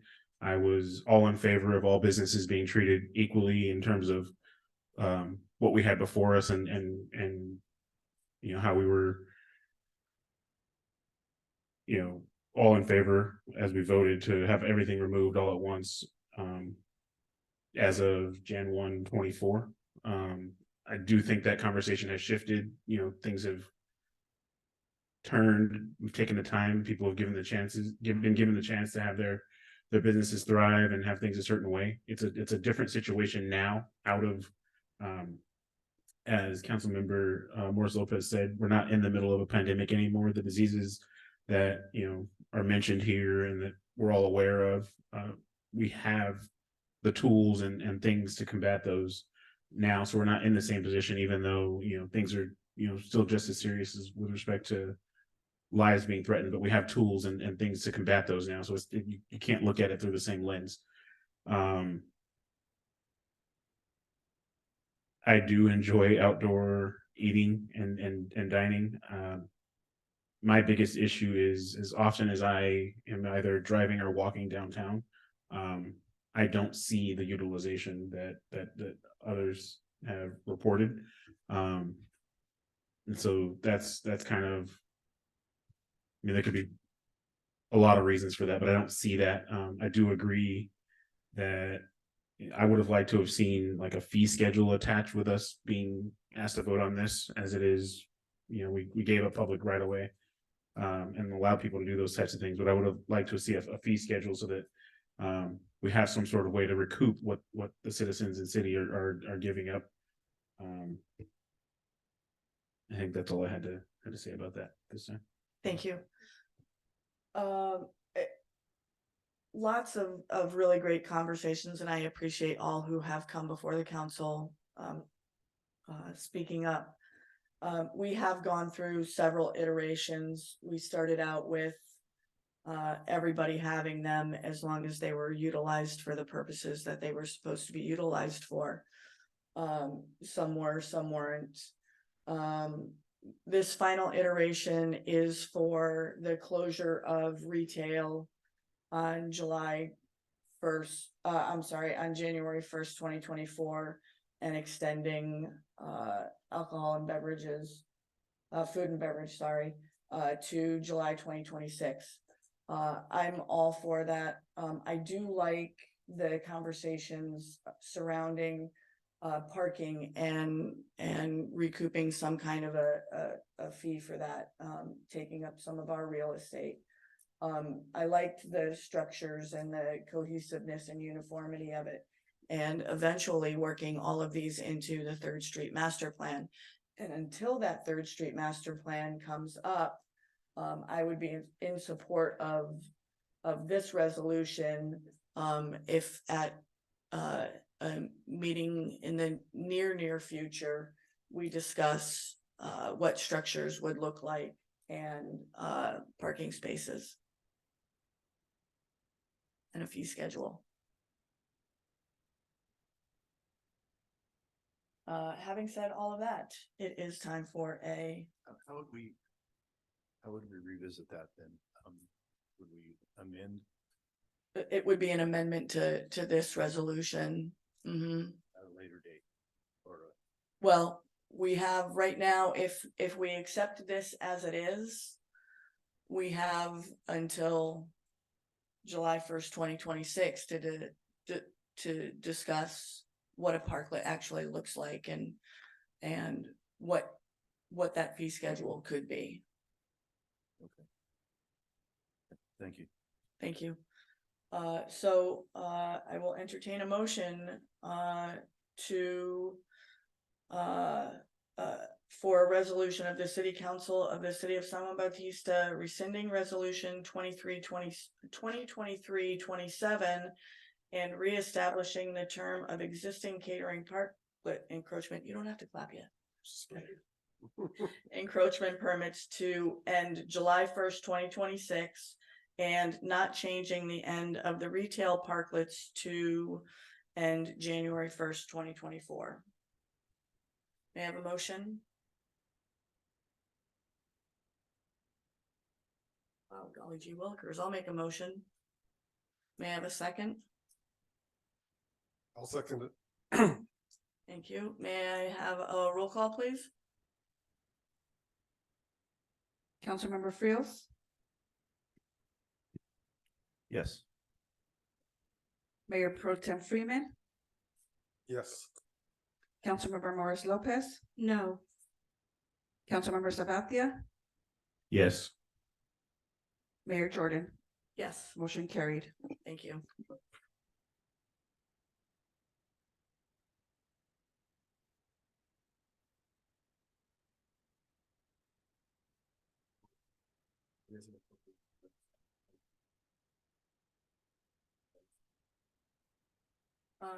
No, we set out a meeting soon. We didn't have a date. We didn't set a date. So a fee schedule and a strategy for perhaps redesigning them, those that are left. And there'd only be a few, so we could even meet with them directly before we got with council and talked about them. Perfect, thank you. I have a quick question. What was Ruben? He wanted to talk about number 2.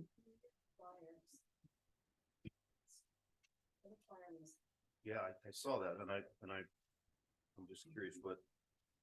I thought the flyer was the item mailed by the Christopher Ranch community. And that his concerns were targeted to item B. There you go.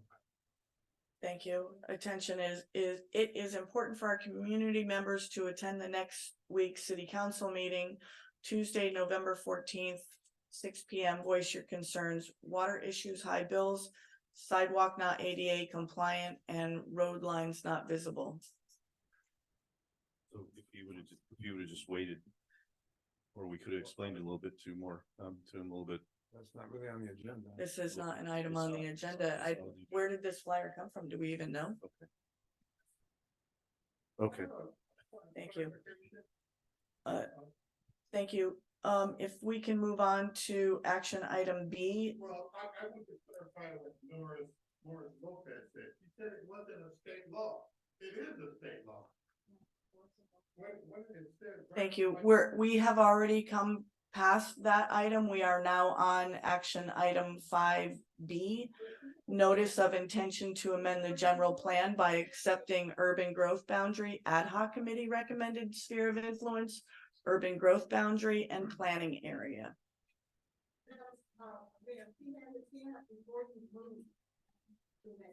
We have already taken a vote, and it is now time to move on to our next item. Thank you. Duly noted. Sir, you need to, please, keep it down. We need to move on with our meeting. Thank you. Thank you very much. City manager? Please.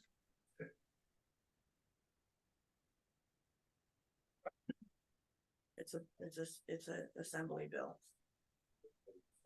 Thank you, city manager. Thank you, Mayor, members of the city council.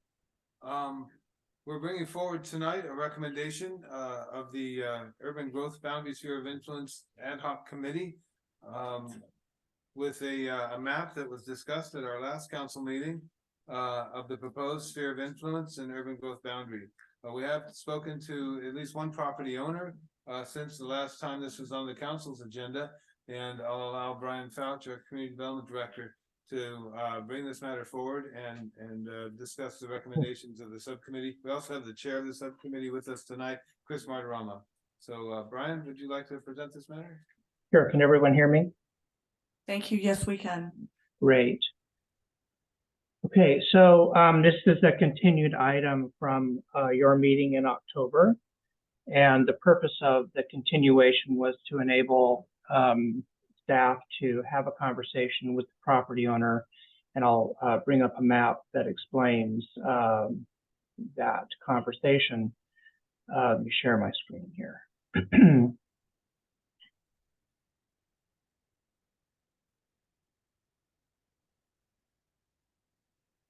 This was the map that was presented previously at your last meeting concerning this resolution of intention or proposed resolution of intention. And as you can see here, the map in the northern part of San Juan Bautista within the city limits is very tightly configured to take in the existing minor subdivision, but not much more than that within this area of the parcel. So with that, there was some concern that there could be some additional areas that might be considered for development as part of the ongoing conversation that's commenced with the general plan amendment discussion. And so with that, staff did have an opportunity to have a conversation with the Loaiza owner of the property in the area of that particular minor subdivision, and this then resulted in a amended map, which is part of your packet. And what it does is it just simply more closely approximate the zoning boundary line, which is this blue line that runs across from north to south, which is the boundary between agricultural land use designations and low density residential land use designations in the current general plan. And so what we're suggesting is that in response to that, resulting from that conversation, that the city council consider adding this particular area, which is about 8 lots, to the Exhibit A, which is the should indicate or illustrates the area of the preliminary general plan amendment that would be enable the urban growth boundary to be accomplished. And then, of course, the city council did look at a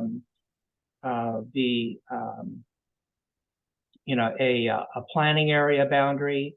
That particular map has not changed, so there was no interest in amending that. So that particular recommendation is intact with this amended Exhibit A. So with that, I'd just like to, that concludes the staff report. Be happy to answer any questions.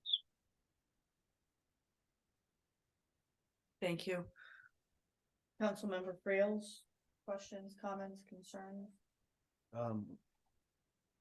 No questions, just a quick comment. I'm happy that we were able to work out a compromise with the Leosa family on that piece of property. Thank you. Mayor Pro Tem Freeman. I too am really happy that we worked that out. I would like to add to the conversation a little bit that the area beyond the green line is, although within the dotted red and blue line, a lot of it is a floodplain and pretty much unbuildable. And there's also a small fault line going there. I always thought it was the San Andreas fault. Today I was told it was not. But either way, you shouldn't build on a fault line. Thank you. Thank you. Councilmember Morris Lopez. Thank you, Brian. And I too am, I'm glad that the city decided that we needed to include the Leosas, because that actually was an agreement and it was an approved into the city limits before we came up with this. So, a little error on our side. And so we need to do the right thing for citizens in these type of agreements. So moving forward, I think the map looks good. Thank you. Thank you. Councilmember Sabathia. I'm glad there was able to be some conversation with the Loaiza family, and anxious to hear their comments about this updated line and map. My only comment about the map in general is it's my understanding that I agree with the reasons we've drawn these lines. I agree with now how they're drawn, but I don't want this to come across as an end all be all never expansion method. There still are mechanisms for expansion. This does give the city some control. It does give us some options for how things expand, but I just want to make sure that's clear so there isn't a misunderstanding, or we come back in 5 years when something is being built outside of the lines and everybody's like, but you said that's not what this was about. But pending hearing some comments from the Loaiza family or the representatives, things are looking good. Yeah, thank you for saying that, Councilmember Sabathia. It is a way for the city to protect the city and to grow how it wants to grow. Very thrilled that hopefully finally we have come to an amicable agreement with the Loaizas and we can all move forward. I mean, this has been a very long time from beginning to today. And appreciate you sticking with us, and hope this closes a good chapter. Questions, comments, concerns from chambers? Yes, we have Rosa Loaiza, followed by Phil Esparza. Thank you. Thank you so much. Welcome. For having us here, and very respectfully, I really appreciate your words And we really appreciate that we are here at this space. I've always felt the city, should be a place that you feel very welcome and very good to be there and that we're friends. And I'm just feeling very good about it. So thank you. Thank you.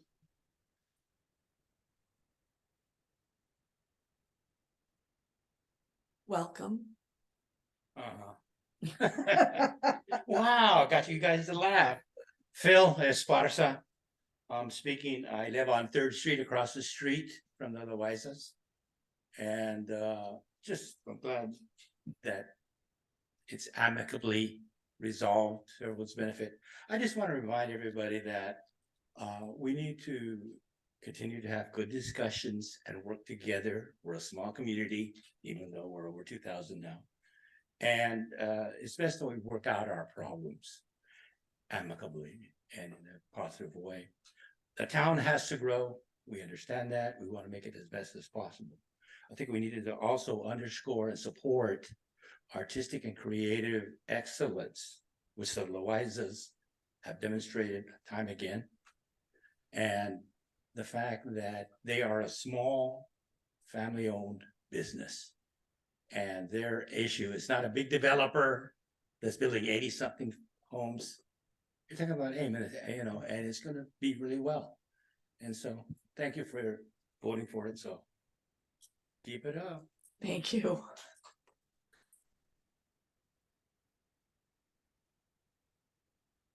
We have Bob Fulton. Thank you. Welcome. Thank you. Thank you for the time to express a few thoughts. First, I want to say congratulations, because I thought the Loaiza situation was done in 2016. I thought they had been included into the city. That was my understanding of what was going on back then. But I'm really here today because I want to talk to you and ask you to give some thought as you're doing the urban limit line, the city limits and the sphere of influence, to include us within that, the Christopher Ranch properties. We are a logical northern boundary to the city. We abut up to the Williamson Act Manning property. We abut to the highway on one side and First Street on the other, and existing development. It's about a 65-acre parcel. And I think the benefits to the city, the biggest benefits, and there's quite a few, is that on that 65 acres, we're going to probably average about a house per acre. I've heard in the past, it's going to be a couple hundred acres, the hillside's going to be covered, and those are not the vision that we have for this. And we want to create that vision in working with the city as we go through it. One of the big things that will happen is there will have to be a hydrology study. And the hydrology study will dictate what do you do for drainage to try and straighten out that whole area. And that benefits not just the property that we're working on, but everyone there. And that needs to be done. We envision, and we are working with a winemaker at this time, on having the hill covered with grapes and olive trees, using the Lavanino barn and maybe the Christopher Ranch House as a wine tasting room, a business that will attract people into the area, will generate income to the city. And it will be aesthetically beautiful. Our plan is to have large lots that back up to Rancho Vista with single-story homes on them. The least impact that you can do in there. One of the other things that we're going to do is we will have a couple of acres that we want to work with the Community Service Development Center out of Hollister on some self-help affordable housing. Tonight we've heard that San Juan Bautista has a bunch of best of the best businesses that are struggling to make money. And they're struggling because they have a lack of people to support them. And they have a lack of income. You do have to grow. Things grow or they die. But bringing people in will benefit those businesses. And the business environment's changed a little bit. You don't want to own an office building in San Jose or San Francisco or Oakland nowadays because people aren't going to them. They're working from home. When they work from home, they spend more money locally and they get more involved in the community. And that's what's occurring in our society right now. Those changes are happening. And with that, I'm just going to encourage you and ask you folks to give it some thought. see if we can be put within those limits. So thank you very much. Thank you.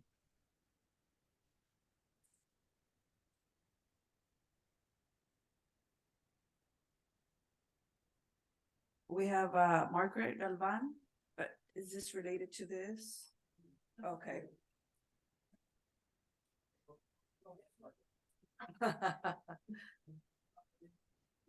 No other speaker card, please. Do we have any comments on Zoom? Seeing no hands raised, Madam Mayor. Thanks. If we could have Chair Macaroni come in. Matarana, sorry. Whatever. I've been called worse by some people here. Hey. Thanks. Welcome, Chris. Thank you. I've presented this twice to you guys. I don't know if there's anything that I should or shouldn't add at this point. I just wanted to be sure I was here to answer any questions that you guys might have. John had asked me for some different format, and I apologize that I didn't realize the meeting was coming forward and wasn't able to provide that for you. But we had a conversation at that offsite. So I found the maps. I don't know if it's of any interest to you guys, but in the discussions that we had as a committee and creating the maps before you, Brian provided some large format maps that describe some of the surrounding areas in terms of fire danger, flood zones, etc. And as John pointed out, the portion of Loaiza property outside of what is indicated on the map is covered by the flood zone, as well as being inhibited pretty severely by fault lines. So this seems like a pretty good accommodation to me. Do you guys have any other questions about the process, what we've presented? I don't, Councilmember Sabathia, you're nodding, so. I just want you on the hot seat. But yeah, Sure. Two particular things. Can you detail out next steps with respect to, I know you've said it before, but we have a much larger audience tonight. Sure. I've been counting, it's been 40 plus or minus 2 or 3 people all night, and that's pretty exciting. Great. But can you detail out a process for what happens next with with the county, and then to a project comes to us 6 months, a year, 2 years down the road that is outside any of these boundaries? To the best of your knowledge, how would you anticipate that process going? Sure. So there's a couple of pieces here. You've got a sphere of influence, which is a pretty well-defined line that goes off to LAFCO and the county. You guys negotiate with them. There may be some back and forth, and that's sort of saying, here's what we intend as our boundary out to some time over some period of time. The urban growth boundary is referred to in the general plan. Conceptually, we all get it, but at this point, there's no definition of what it is and how it's governed. That would be one of the next steps for the committee to come back. There was an urgency to creating the boundary limit for other things that the staff is working on. And so we didn't present it as one piece, but are intending to come back, and I would anticipate that we will model it after an ordinance that is in place in Sonoma County, in the city of Sonoma. And it basically defines what the urban growth boundary is, defines the timetable, and what the limits or circumstances are by which it can be altered, how additional parcels can be brought in if they need to be brought in, and details the reasons for it, and just sort of how that mechanism works. And so that piece is still to be presented to you guys. And that would be our a recommendation again, for you guys to deliberate over and hopefully implement. Okay, so that's the urban growth boundary. The planning area is a very different animal. The planning area casts a very wide net, covers a great deal of area around the city. And the idea is for us to create a memo of understanding or a memo of agreement with the county that basically says, hey, if you guys, as the county being the agency that has jurisdiction on any development, if you guys get a request, and sorry, let me grab.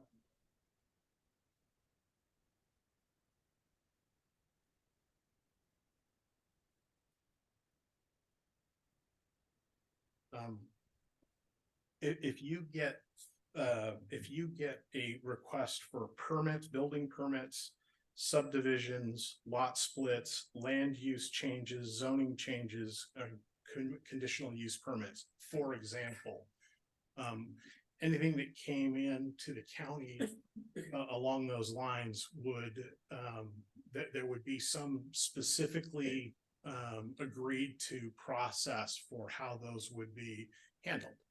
And it could be we could be as involved as being the lead agency in some sort of development process, or it could be simply notification, a very structured notification. You know, those are discussions that we have not had as a committee. We've talked about them in very broad strokes, but we have not deliberated on it at all. I personally think that we're probably looking at some concentric circles within that larger planning area, so that if there was a proposal for a development adjacent to the city, the county would essentially defer to us and say, look, this is, you know, it's going to directly impact you. It's on your border. You guys need to be directly involved in this process.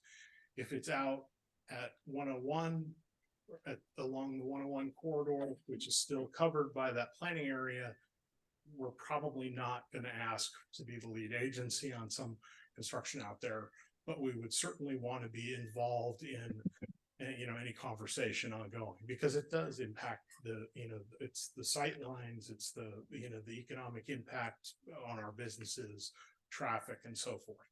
And so we would want to be we want some sort of direct involvement in that process, I think.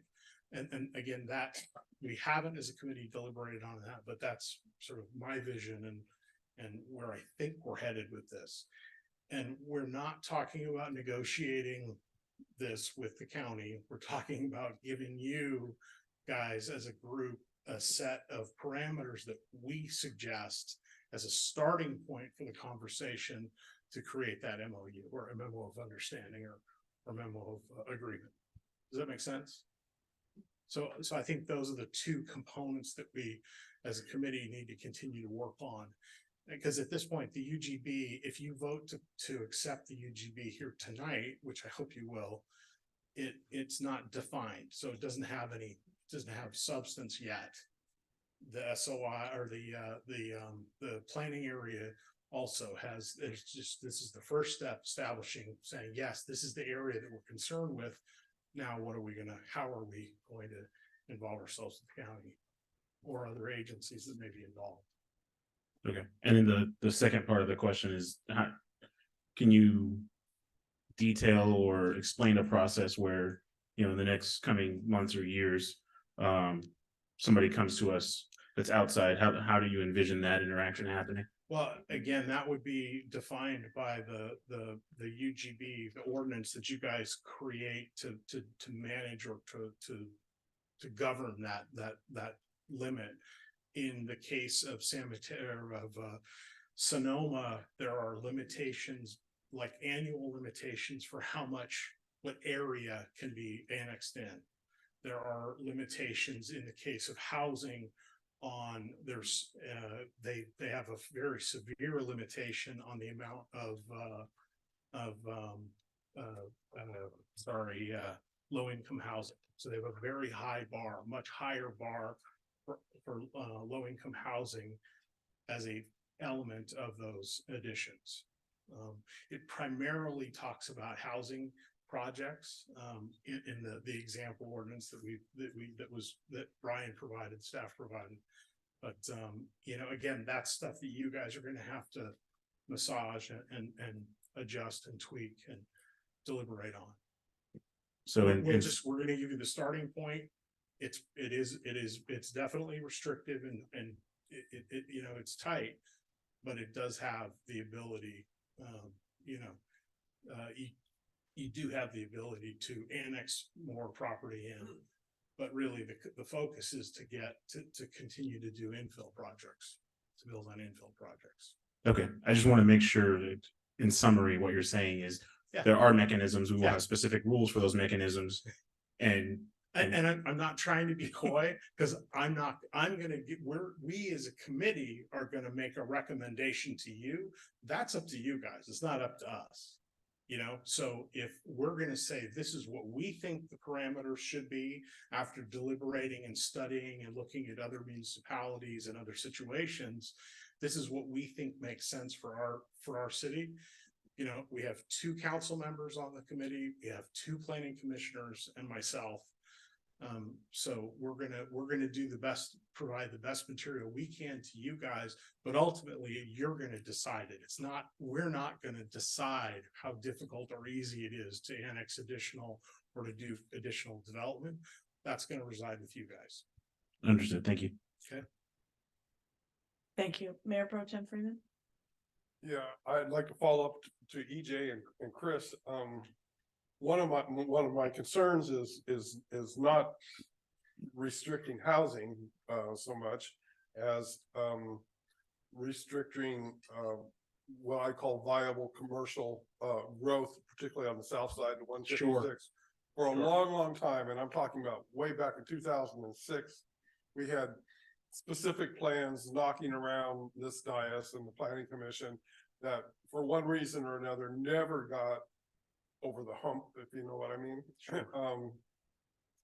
But it is strongly my theory that, and it's been proved time and time again, that city finances rests are a 3-legged stool. And it's TOT tax, property tax, and sales tax. Okay, but the property tax, your rate of return versus your rate of services for commercial is far less, is in our favor.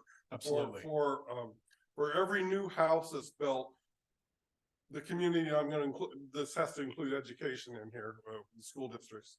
We spend about $1.20 for each dollar we receive.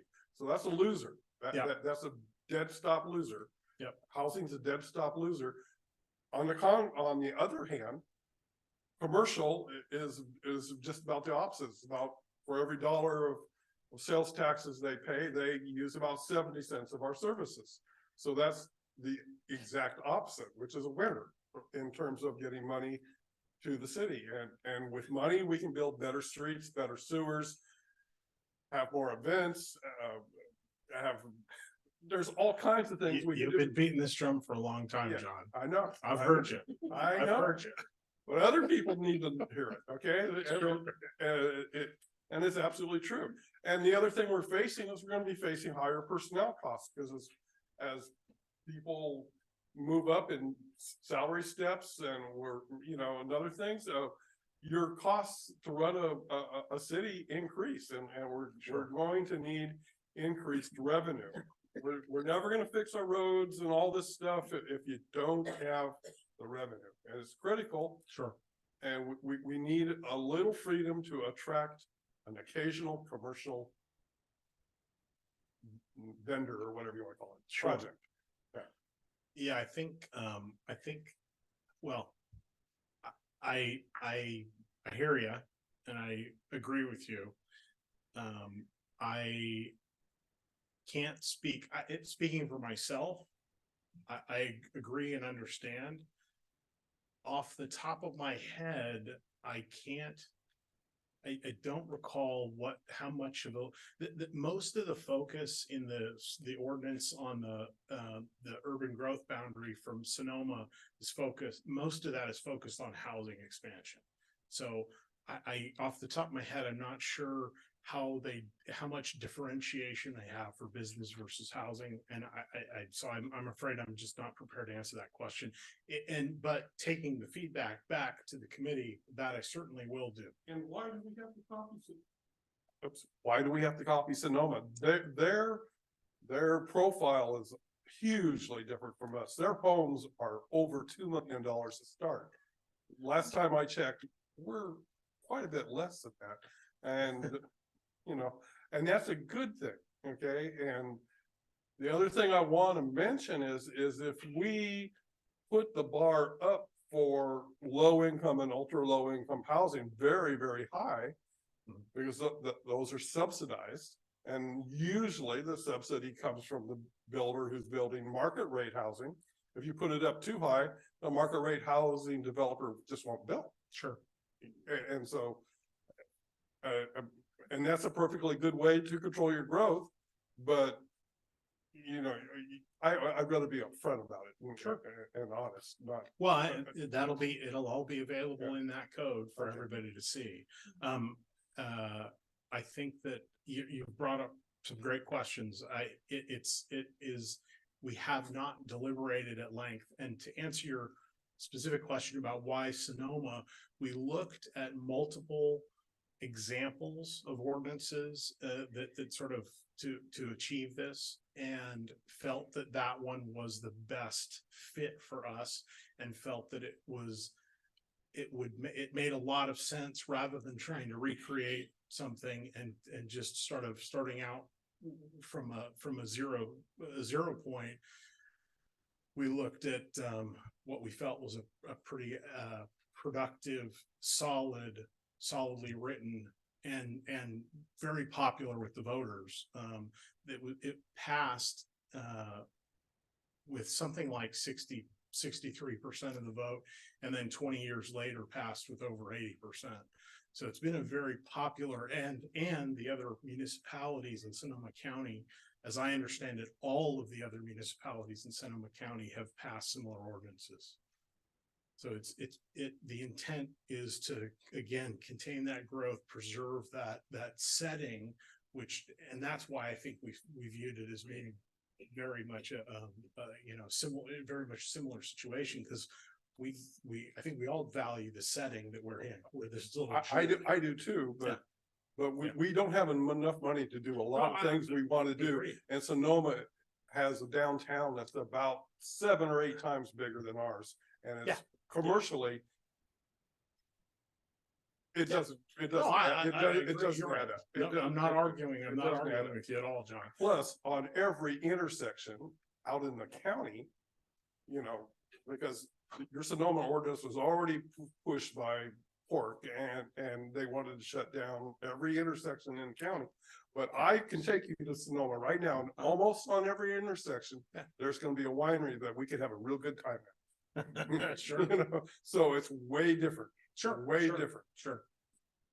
So yeah, again, I would echo the comments or repeat my comments to EJ, and that this, ultimately you guys are going to deliberate and tweak it. We're going to give you, what we're suggesting is that you allow us to just come up with a starting point, and then you go from there, build on it from there.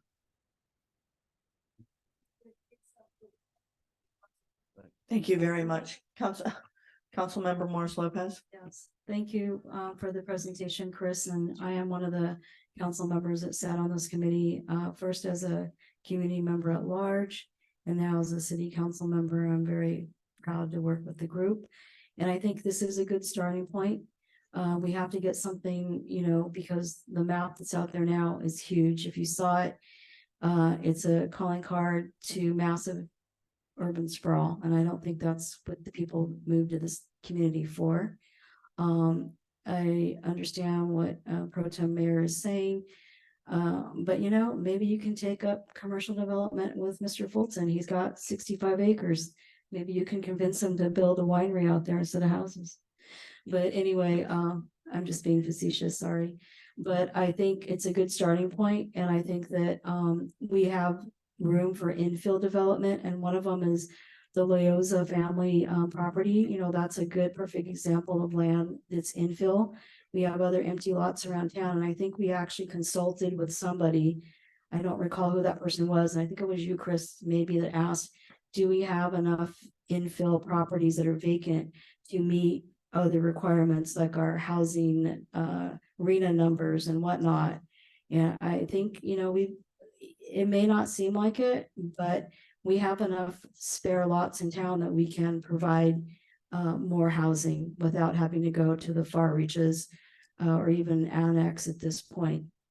So I'm proud of the work we did. We're still working on other things. I think it's really important that we have a planning area where we go into a thing called memorandum of agreement. I like that word better than understanding, because agreement, I think, tends to put a little bit more maybe weight or teeth in when we have conversations with the county. And one example of why I was really a proponent of this is that when Natural Selections, which went, or Earthbound, that were morphed into the name change of Natural Selection and now Taylor Farms, they're in the county, and over the course of the last few years, they just expanded their operation. We had no say over that. I don't even recall that we even got like a heads up, like, hey, we're building all this stuff. That brought in more traffic, more large trucks. Everyone that lives on that side of town knows all the, you know, the rutted roads and the traffic on there. And it would have been nice if we were, and I would think that we would have been a very integral player in that conversation. And so we're trying to prevent that. And right now, if you ride on that road, you know, there's just a lot of holes and a lot of traffic. So that's what we're trying to do, is to kind of give us, you know, a seat at the table. Because if you don't have a seat at the table, then things get done without our input. And we are a very special community. And, you know, I think we're viable. You know, I don't think we have to come in and say, let's bring in a 3-story tech building or something. We have a gas station that's coming in. We have, you know, we have some good restaurants downtown. We can get more restaurants. There's vacancy downtown. We should work on realistic goals instead of thinking about commercial outside, because we have some work to do in town. We have a world-renowned theater. You know, we have people in that company that are, you know, our treasures. So we have a lot of things that we tend to overlook. And I think we have to recognize that. And that'll bring people. And I'm proud of this line. Thanks, Chris. Sure. Well, you posed the question about the infill count. There was not any sort of formal study. That I know that is part of one of the projects that the staff is working on. That that is an element to one of them. We did in ourselves sort of an informal evaluation based on some of the projects we see on the horizon and the space that we see available, and figured there was upwards of 90 residential spaces, or space for room for approximately 90 additional homes within the current city limits. So you know, we're certainly not starved for housing. A couple more. Go ahead. No, thank you, Chris. I actually have a question for Dawn. Moving forward, hopefully, if we pass this resolution tonight, then the next step is we take it to, do we take it to LAFCO or we take it to the county? We have to negotiate. There is I believe there's an outline of the next steps, and Brian can elaborate on that as well as me. You're asking about the sphere of influence specifically. I'm asking the sphere, the sphere of influence. Yeah. I thought that this is the initiation, as in the title of the report, it's initiation of a general plan amendment. So this is our resolution and our notice of intention that we're going to amend the general plan. And then there's a whole process around coming together with that general plan amendment, including CEQA process. It could take several months to bring this forward to LAFCO, and then a negotiation with the county, which won't be a lot because there's no property involved. You know, if it were a normal sphere of influence, there may be 50 parcels that we need to negotiate a tax sharing agreement or something like that. Okay. So, it should be more efficient than other processes, but it still, I think it entails that whole general plan amendment process. Okay, yeah, I wanted to make sure that everybody heard what the next steps were going to be. And that being said, the only thing I don't agree with in the resolution is the words is planning area. We have a lot of work to do. A lot more work than I think we have already done to negotiate with the county on the planning area.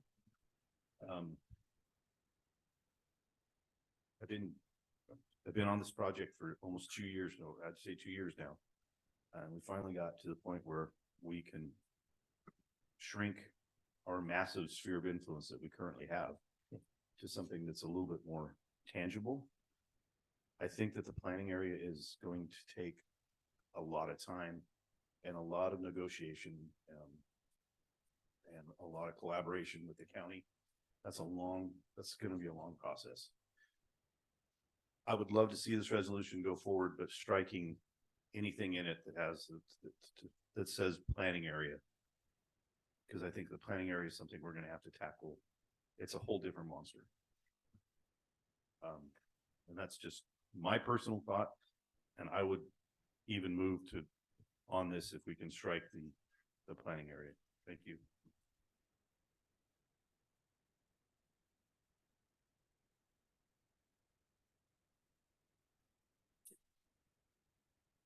So are you talking about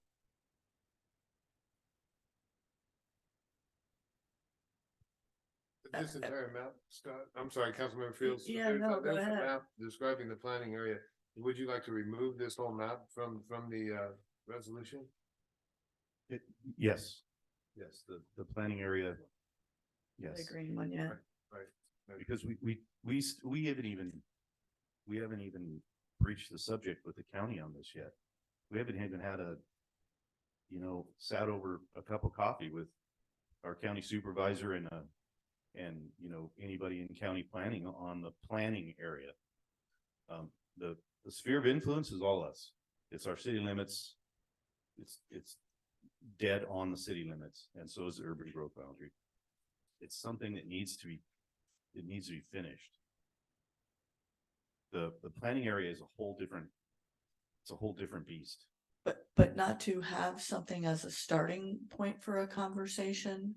There's projects that are planned.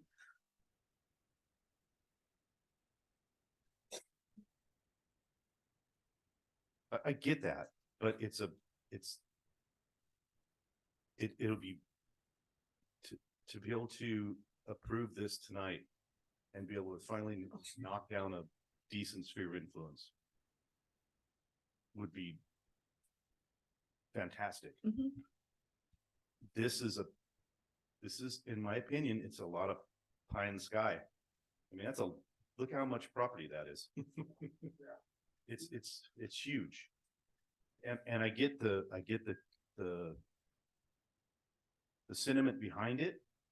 And I understand that, and I understand the Sonoma model. There was another model we saw. What was that? Ventura County. In Ventura County, and I get that, but we're talking days and days and tons of meetings to negotiate this stuff. I understand that. So we can't, how can we, something that we haven't even sat down with the county yet and approved or got a nod, how can we update our general plan with something that doesn't exist? Well, it could exist if we approve it in this. Is this not a starting the conversation piece? That's how I view it. If we don't have that, how do we start a conversation with Well, the county? I'm not saying eliminate it altogether. I'm not saying we drop the planning area altogether. What I'm saying is tonight, because we don't have any consensus with the county, we haven't spoke to the county at all, and we're going to put this, I mean, it's pretty arrogant of us to move forward like that and put this in our general plan and tell the county, hey, As I explained in our meetings, that we're like the little French bulldog barking at the German Shepherd. As I recall, we have been pretty arrogant before. May I Go ahead. suggest that, Let me. yeah, sure. Yeah, so. And there's some more, like, I mean, it's kind of all over the place.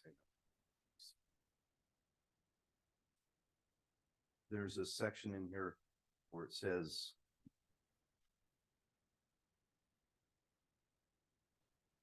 Talking about all the different, oh, right here. Ad hoc committee diligently considered two competing perspectives involving sphere of influence and urban growth boundary, comma, green belt or planning area, general plan area of concern. Green belt. I mean, that was brought up a year and a half ago, but none of us in this current one spoke about a green belt. So there's more confusion in this resolution. So I would not agree with that statement, Scott. We definitely discussed green belts But as we an all, alternative. yeah, we did, and they don't exist. Well, we said we didn't want to go to pursue that as an option, yeah. Well, for okay, so, variety of but we reasons. did not, We didn't we didn't consider it. It was discussed. it was suggested by staff. Well, it was also suggested by Mary Edge a year and a half ago. Gotcha. And that's when it first came up. Okay. So what I'm saying is none of us approved any language saying greenbelt or general plan area of concern. Does that make sense? Sure. Okay. Yeah. So, but it's in this resolution. That's where I'm confused. Why is that in there? I think the resolution's just saying that these are things that were considered and discussed and deliberated, they're not suggesting that it's gonna move forward. Okay, so why is it, okay. I mean, but we've gone over everything we've discussed ad nauseum.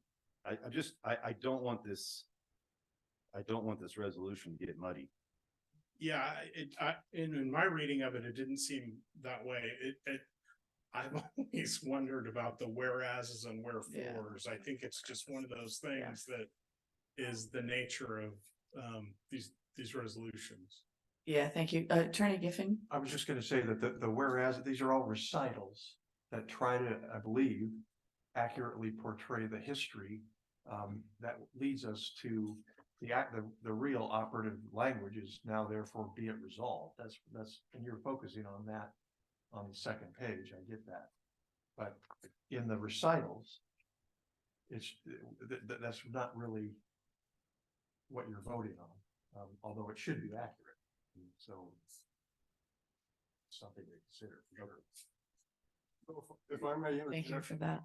for a second, this is the first time I've really seen and studied the planning area map. And it appears to me it covers Rancho Larios. They're Yes. gonna be really, really surprised that we're talking about. You know, they're kind of an independent group off by themselves.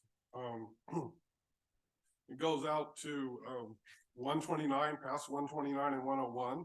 There's already a truck stop proposed at the county. Who knows what's gonna happen? John, it does not go that far out. What? It does It not doesn't? cover, it does not cross 101. Okay, what? Oh, okay. Thank you, but it still appears to me to encompass Rancho Larios. Yes, it does. Yeah, and a lot of the San Juan Valley, an Yes. awful lot of the San Juan Valley. Yes, sir. So have we even talked to those people?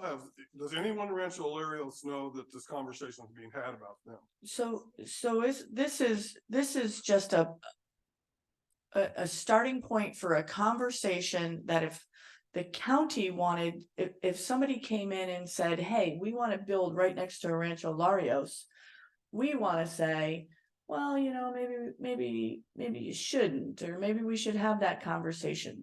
This is not saying that we want to build or nobody can build, or we want them to come into us. This is just stating a fact that says this area is a place where we want to have a conversation with everybody. And I think if we don't have it in there, then we have no starting point for a conversation to even begin. And I know that was totally redundant. Councilmember Morris Lopez. So just to kind of wrap up, and it's exactly what the mayor said. This is not an area that we are claiming to have a sphere of influence, which is a totally different jurisdiction. That is where you have the intent that someone comes in, you could provide services. This is simply a planning area that we would like to know and be aware. And truthfully, if the facts are that if Rancho Lares is in our planning area, you know, and I think that going back to what Chris said, that there would be concentric areas where the closer the areas are to the city, right? That's going to be our hot button. That's going to push our hot button immediately, like, whoa, what's going on there?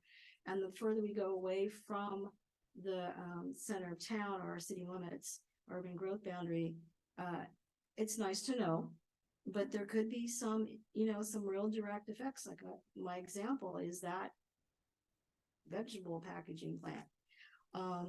And Rancho Lares, they would take up the fight if they felt that the county was going to do something out there, but we would be aware of it. And I agree 100% with Mayor Jordan, is that if we don't put this out there, then we have nothing. At least this is a starting point. And as far as amending the general plan, that's a process. But if we don't get something, and the county can come back and tell us, no, this is ridiculous. So we start the conversation. But if we have nothing, we have nothing. We're not at the table. So. And I understand that because I've been there since inception. I understand, but what I'm getting at is that I'm thinking it should be a separate.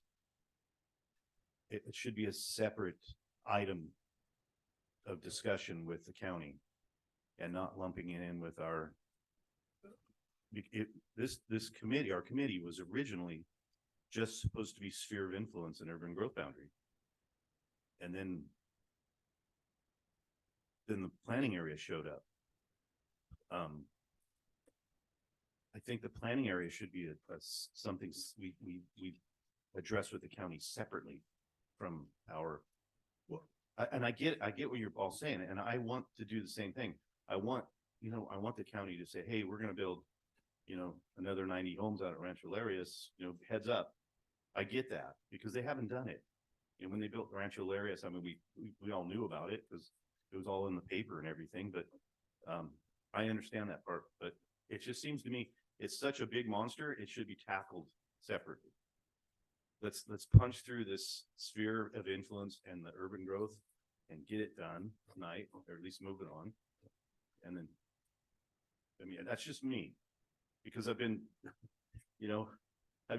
keeping my fingers crossed that this will get done before I'm finished with my 4th year. So. We'll make that work for you. Could I Yeah. say 2 things? Yep. And if you Nope. want to, Go ahead. No, go ahead. So, we asked you to speak. It's it says here, the mission of the UGB committee is stated as follows. The mission of the urban growth / sphere of influence ad hoc committee is to establish limits to and boundaries for growth that will serve and protect the city of San Juan Bautista now and in the future. And so I think it was a very deliberate sort of 3-pronged, and it there's discussion about the idea of having a large sphere so that we have direct control versus a small sphere, and other mechanisms. And that was the idea here. And from my standpoint, the sphere then creates that it's the alternative to having a very large sphere of influence, gives us those protections. And I think you're still talking about 3 very different items that are going to be handled separately.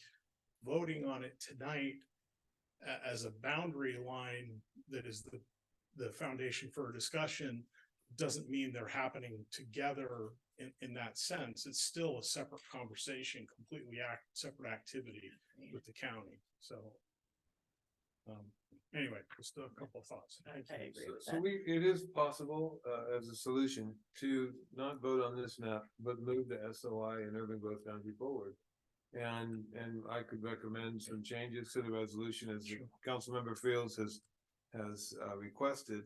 And you simply, accept the promised sphere of influence and urban growth boundary recommended in the attached map as amended, attached as exhibit A to the resolution.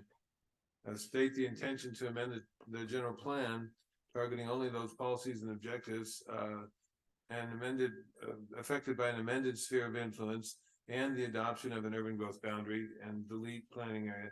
But then direct the UGB committee to work with the San Benito County and establish a planning area and memorandum of agreement. So that would come after. So adopt the one map, but direct the committee to work with the county on a planning area. So I think, I don't know.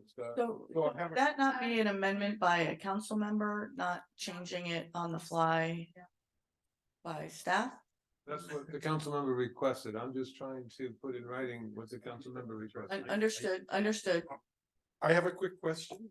Okay, so if we go with Scott's proposal,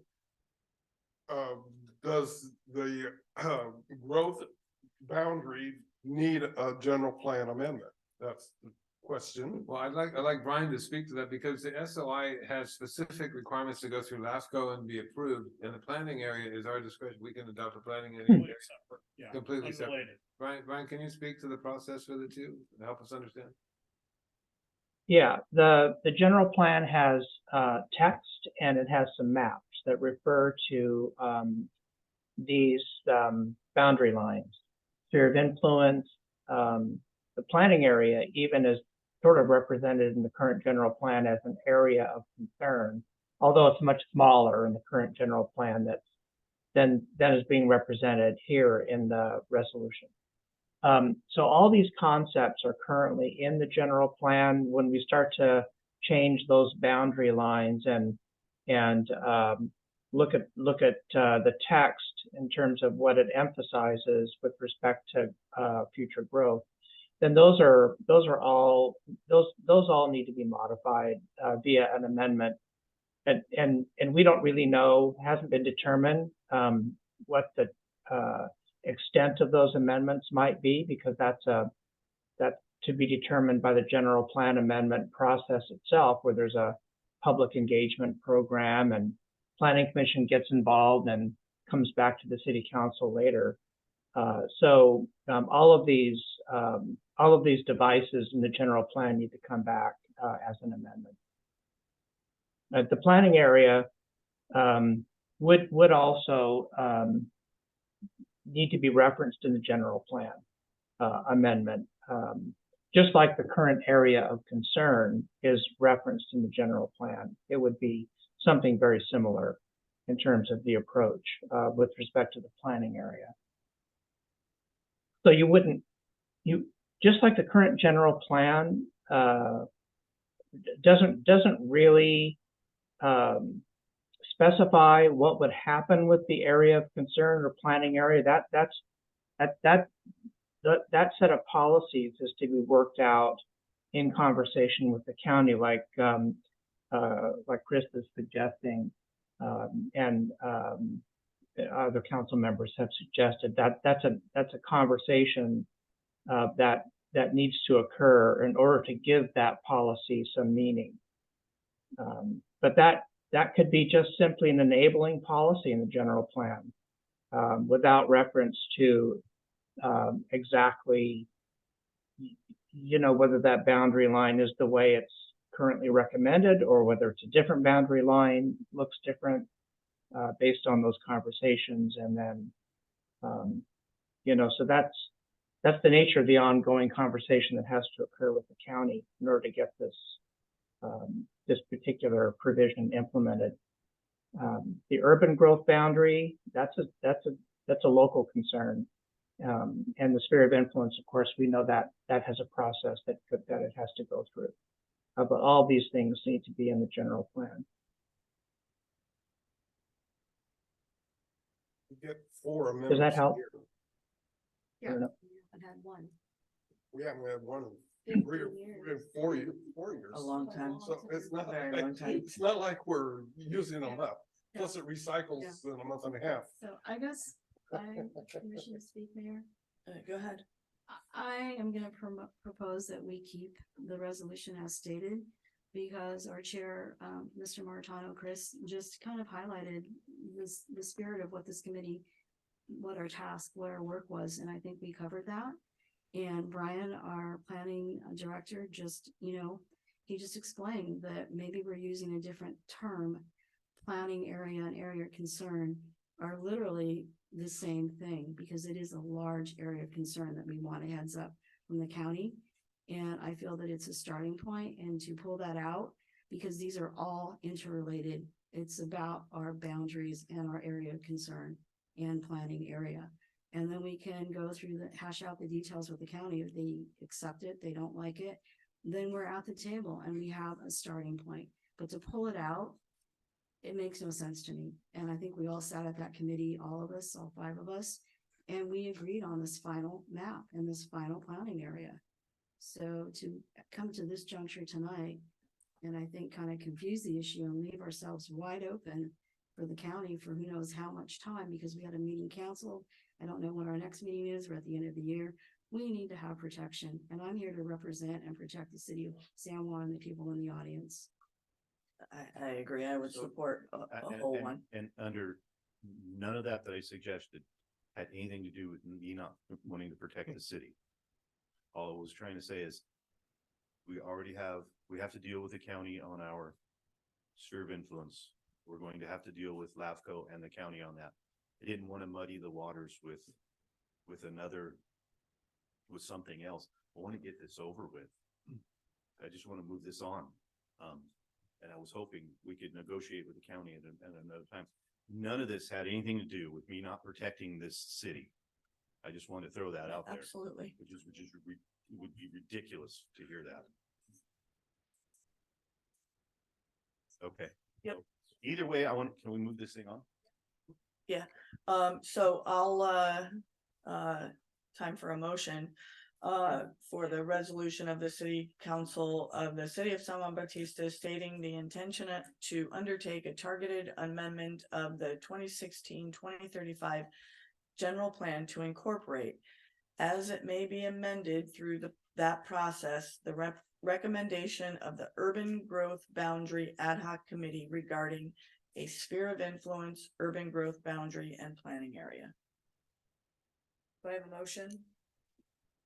So moved. May I have a second? Did you just, I'm sorry, I just, an idiot here. Did you amend something? No amendments. Okay, thank you. As stated. I will second it. Thank you. I'm not sure who got in there first for the motion. Councilmember Friels, and Mayor Pro Tem Freeman seconded. May I, roll call, please? Councilmember Friels, Yes. Mayor Pro Tem Freeman, Yes. Councilmember Morris Lopez, Yes. Councilmember Sabathia, Yes. Mayor Jordan. Yes. Motion carried. Thank you for all the work that the committee continues to do. We appreciate you. Thanks, Chris. Thank you all. I really appreciate it. Thanks, Chris Moderano. And thank you all for Mortadella. putting this thing to bed or getting the next, it's been a long process for me. Macarena. Thank you. Everybody's still okay on the council to move forward? We have 1 hour. 5C, fill a vacancy on the Planning Commission Historic Resources Board. Okay, I'm going to the ad hoc committee then. Thank you all very much for attending. You have a statement to read? Oh, you are the ad hoc, right? My right and left. Okay. Councilmember Sabathia, take it away. So this is on behalf of myself and Councilmember Morris Lopez. Couple late night conversations, we poured over some questions and got everything ironed out, and then we did 2 Zoom interviews with each candidates. And I'll read this statement to our candidates. We'd like to thank you both for volunteering your time to the Planning Commission Historic Resources Board interview process and for being patient with how long the process has taken. After a careful review of your applications and interview responses, we will be recommending to the council that Iraida Hernandez be considered to fill the open PCHRB seat. Thank you. Unanimous? Do we agree with the statement? Iraida Hernandez, Ida.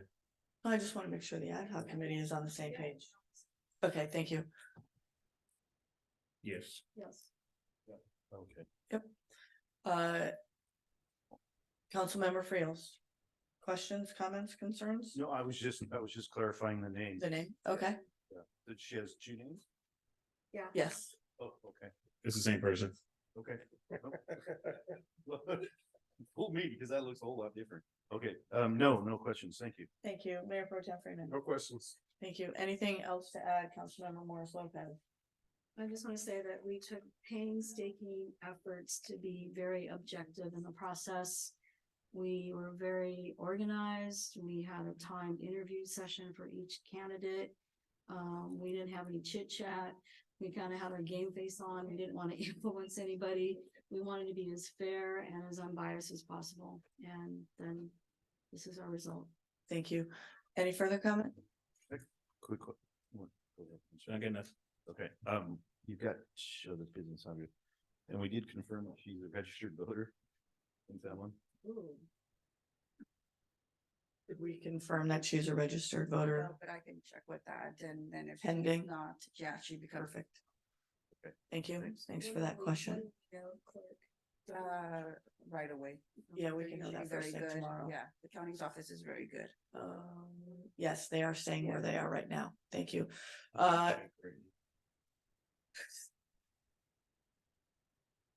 Questions, comments, concerns from chambers? No speaker cards received, Madam Mayor. Thank you. On Zoom?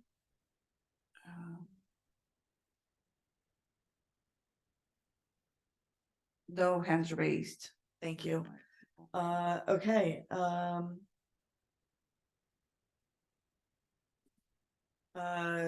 do we accept the recommendation from the ad hoc committee to fill a vacancy on the Planning Commission, Historic Resources Board with Ida Dente?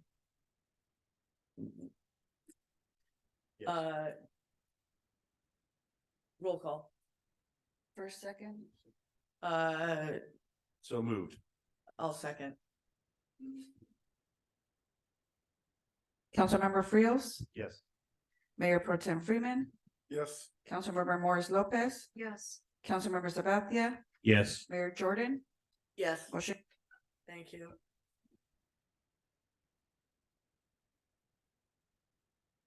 Thank you. 5D, approval resolution seeking from Caltrans County and CHP increased safety measures on Highway 156 during construction. Mayor, thank you. You're welcome. City Manager, have at it. Thank you, sorry. That's okay.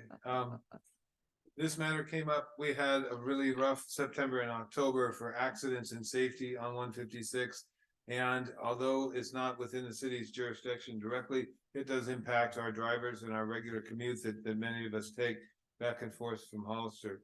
That during construction, the road is narrow and we have GIS and other systems directing our traffic around the Hollister route on 156 and actually directing drivers to use Bixby Lane or Lucy Brown or one of these other connectors connecting back into 156 and trucks and others getting in trouble making the left-hand turn, especially to the east towards Hollister. So it came to our attention and it was brought up by the COG, by the Intergovernmental Committee, and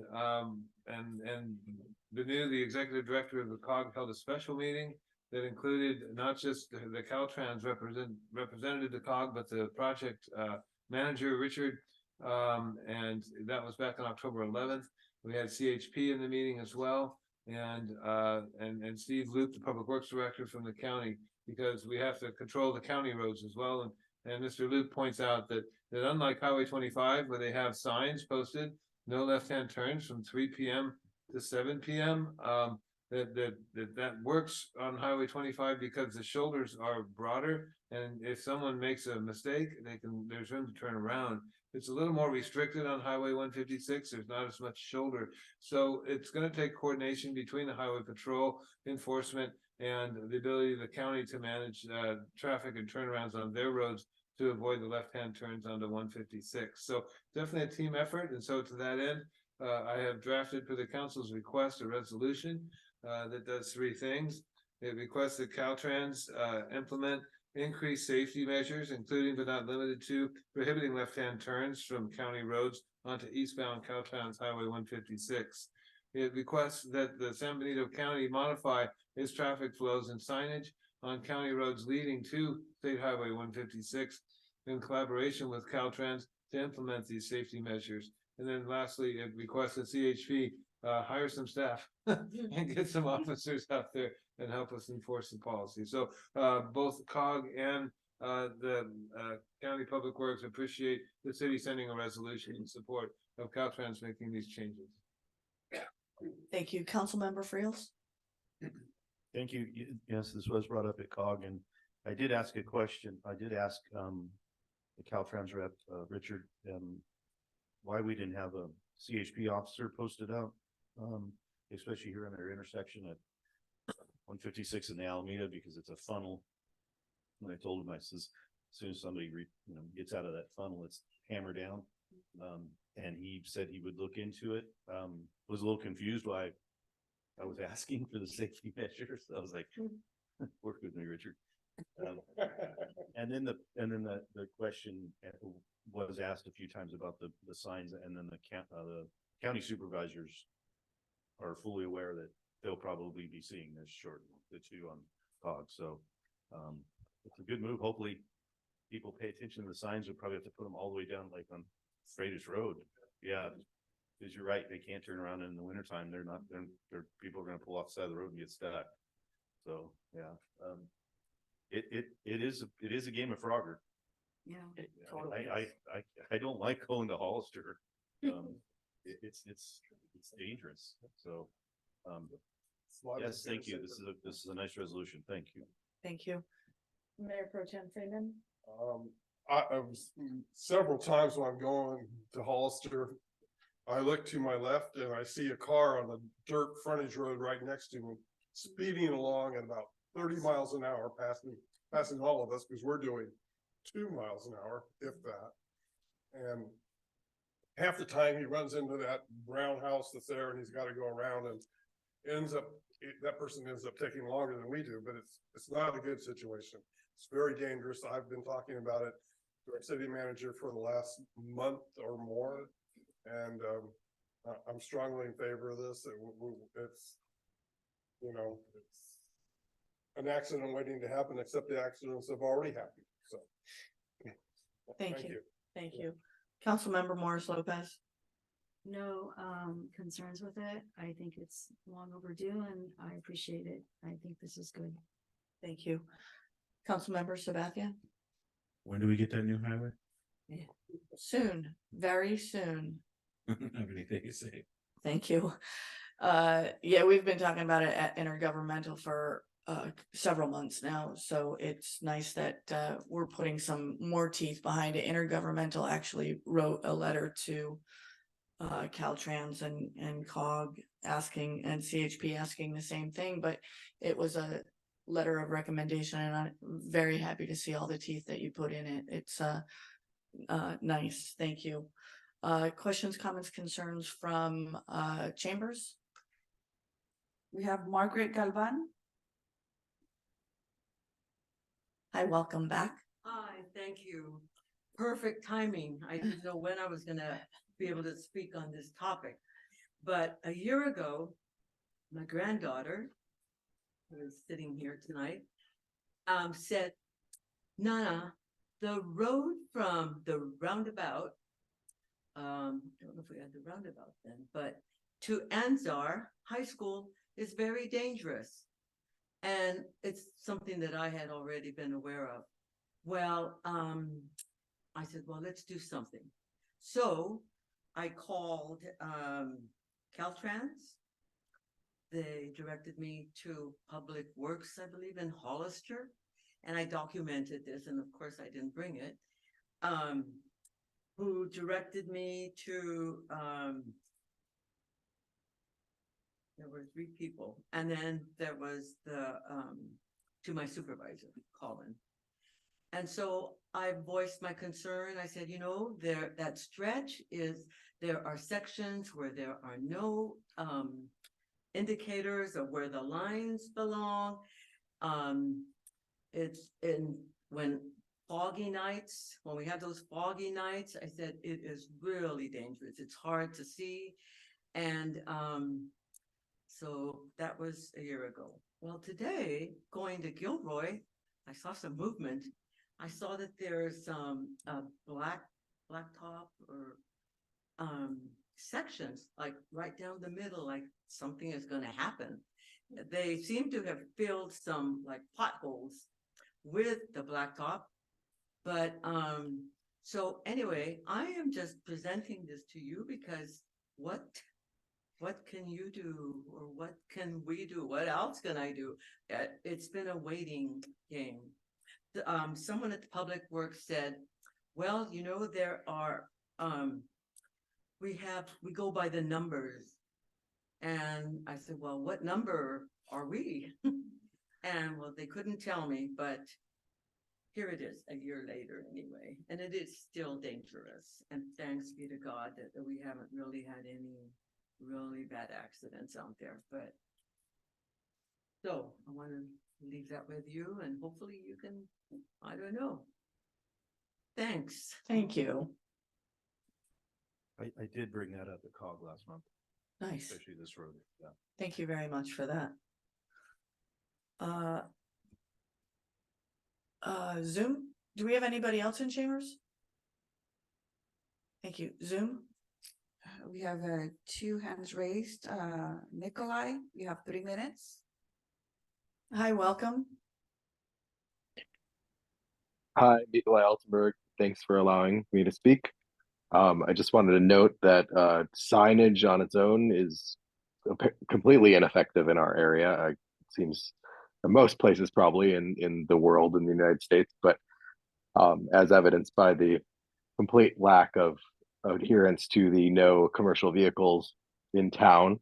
And so I just want to express that we need to make sure that there are physical or other barriers to prevent people from taking these courses that we would like to prohibit. So if we're attempting to stop left turns onto 156 from back roads, that there needs to be some true measure to stop people from doing that, rather than simply a sign saying no left turns, because as I've seen in this area, people do not pay any attention to signage prohibiting pretty much any kind of behavior with their vehicle. That's it. Thank you. Thank you.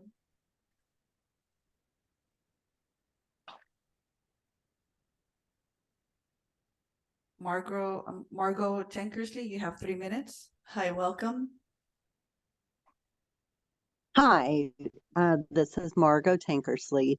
I own Margot's Ice Cream Parlor, and I've actually been talking about the no left turns for about a year. I live in Hollister, and anytime I am driving back to Hollister, now I would say about 3 or 3:30 in the afternoon, it starts. Drivers are turning left onto 156. The cars in front of me will stop and let about 5 or more cars go in front of them. And to the extent that even oncoming traffic has to stop for all the cars coming from the side roads. And it's each one, Lucy Brown, Bixby, Flint. And I've almost gotten hit quite a few times. from cars thinking that I should stop for them. And I forget if it's Flint, it doesn't have little space in between the lanes. And yeah, I've had to pull over on the shoulder to keep from getting hit. And because there's oncoming traffic coming. I've gone the back road and over to by harvest time, and I've actually just waited there because it is so frustrating for it to take me 45 minutes to drive from San Juan to Hollister. Not because there's so much traffic going through on 156, but from all the cars merging in front of me. And yeah, I've counted all the cars, and there have been at times 100 cars going in front of me. And yeah, and like I said, there have been so many near misses, and I was happy to see that potholes have been being filled on Bixby and Lucy Brown because of people. I know family members have gotten their tires punctured, but yeah, you can sit there and see people just driving like a bat out of hell down Lucy Brown and Bixby, and sometimes they Ms. don't even Tankersley, thank you for stop your at the time. stop sign. Thank you. Thank you. Any other comments? Seeing no more hands raised, Madam Mayor. Back to the council. Anything further? Thank you. Thank you. Thank you. Thank you. May I have a motion to approve a resolution of the City Council of the City of San Juan Bautista requesting improved safety measures on State Highway 156 during construction? So moved. Thank you. May I have a second? Seconded. Go ahead. Thank you. Motion made by Mayor Pro Tem Freeman, seconded by Councilmember Morris Lopez. May I have a roll call, please? Councilmember Frios, Yes. Mayor Pro Tem Freeman, Yes. Councilmember Morris Lopez, Yes. Councilmember Sabathia, Yes. Mayor Jordan. Yes. Motion carried.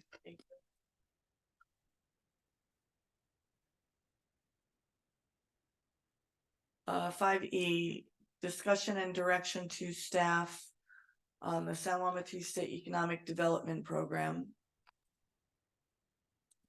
Thank you, Mayor, members of the City Council.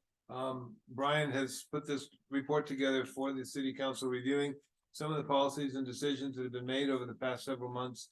As it was expressed at the last City Council meeting, concerned that there were no, quote, deliverables from the Economic Development Committee in the past year. And so we just wanted to put this summary together. We failed to have a quorum at our last scheduled meeting. And so they have not met since the last council meeting. But I think Brian's done a good job of summarizing some of the direction that staff was relying on moving forward with the Economic Development Committee. And we just want to circle back and confirm that these policies are still accurate reflection of the council's intent. So with that, I'll allow Brian to summarize some of the decisions we made recently and the direction and seek council's feedback on the future direction of economic development. Thank you. Thank you. Yeah, so Don's right. I mean, we have an Economic Development Citizens Advisory Committee established by the City Council. It has a purpose and intent outlined in the staff report. That's pretty good. It's a robust set of instructions to the committee regarding what it's supposed to do. And it's supposed to really come up with recommendations for overall economic development for San Juan Bautista, really considering input from a variety of sources, regional, local, and resources available from the state directly to local jurisdictions like San Juan Bautista. So you know, the we have sort of mixed messages that we're trying to resolve. We thought that you know, the EDCAC produced an annual report, a series of recommendations. Some of those were I suppose supported, and some of them were not supported. EDCAC, for example, recommended that there be an economic development specialist. City Council did not put that in the budget, and preferred that I do the bulk of the work for economic development coordination in the city. I think that's appropriate, of course. You know, we've been involved in doing economic development activities now for over a year, as everyone knows, through the EDCAC. One of the recommendations that the EDCAC had was to get going with the California Main Street program to put everybody on a level playing field with respect to our economic development program, and that was not approved by the City Council recently, and so there is some concern about really what is our economic development program. And I just recently completed a week-long training at CalEd with about 40 or 50 other economic development specialists in California just last month. And one of the things that really comes out of this, and one of the things recommended by the CalEd executive director in the presentation that she recently did for the EDCAC, was that we really need to start with a strategy, something that really outlines what the economic development program for San Juan Bautista really looks like, what sort of resources we're going to take advantage of, and how the EDCAC should be involved. What should their role be? And people that are tracking what the EDCAC has been talking about know that the EDCAC itself is struggling with this question over the past 3 or 4 months, really trying to understand, is this the best structure for economic development in San Juan Bautista? And if it's not, what should that structure look like? And then trying to return a recommendation to the City Council as a next quarterly meeting, just hasn't really had an opportunity to do that yet. Following their annual report, a recommendation regarding what their structure should look like and what they should be actually working on, and what kind of organization they really are. Are they really a policy-making organization to recommend things to the City Council, or are they supposed to really get involved in doing economic development activities and then trying to make those programs work? So all that said, this sort of discussion and action is intended to direct staff to look carefully at economic development programs. I know Don attended, and along with Councilmember Freeman, a recent meeting where there was a presentation by an economic development specialist who had some pretty good recommendations for how we should really structure the economic development program for San Juan Bautista. And I'll let Don just sort of summarize what some of those are, but it looks quite different from what we do. So that just sort of emphasizes the need for an overall strategy. And I think we need to work through the questions that the EDCAC has regarding its role and what the outcome should really be, given that there's some concern that the EDC, maybe hasn't really produced anything tangible. Our recommendation is that the council direct us to look carefully at our overall program and come back with a recommendation for how to deal with these issues. Thank you for that. City manager, did you have anything to add? Well, the county appointed two board of supervisors to advisory committee. And their bylaws were outdated, the membership was limited, and there was a need for change, and so they brought in a consultant, a former CAO of Yuba County, who did quite successful with economic development up in Marysville and up in that part of the state. And he did a 6-hour workshop with them. And I had a chance to talk to him a couple times about the status of our committee and the work that we were doing. And when Brian talks about a different approach, he's talking about very organic, grassroots, small and simple committee that perhaps is maybe led by staff without elected officials on it, consisting only of business owners, that's talking to business owners about what their needs are and being able to understand who our employers are. Obviously Windmill, and then probably Hardina's, and right, we can name the top 3, but what are the top 20? And where do those people live and work, and how far do they commute? And 80% of the people working in our city don't live here. So we have our own unique organic structure. And he said he felt that an economic development committee should be simple and grassroots and community oriented.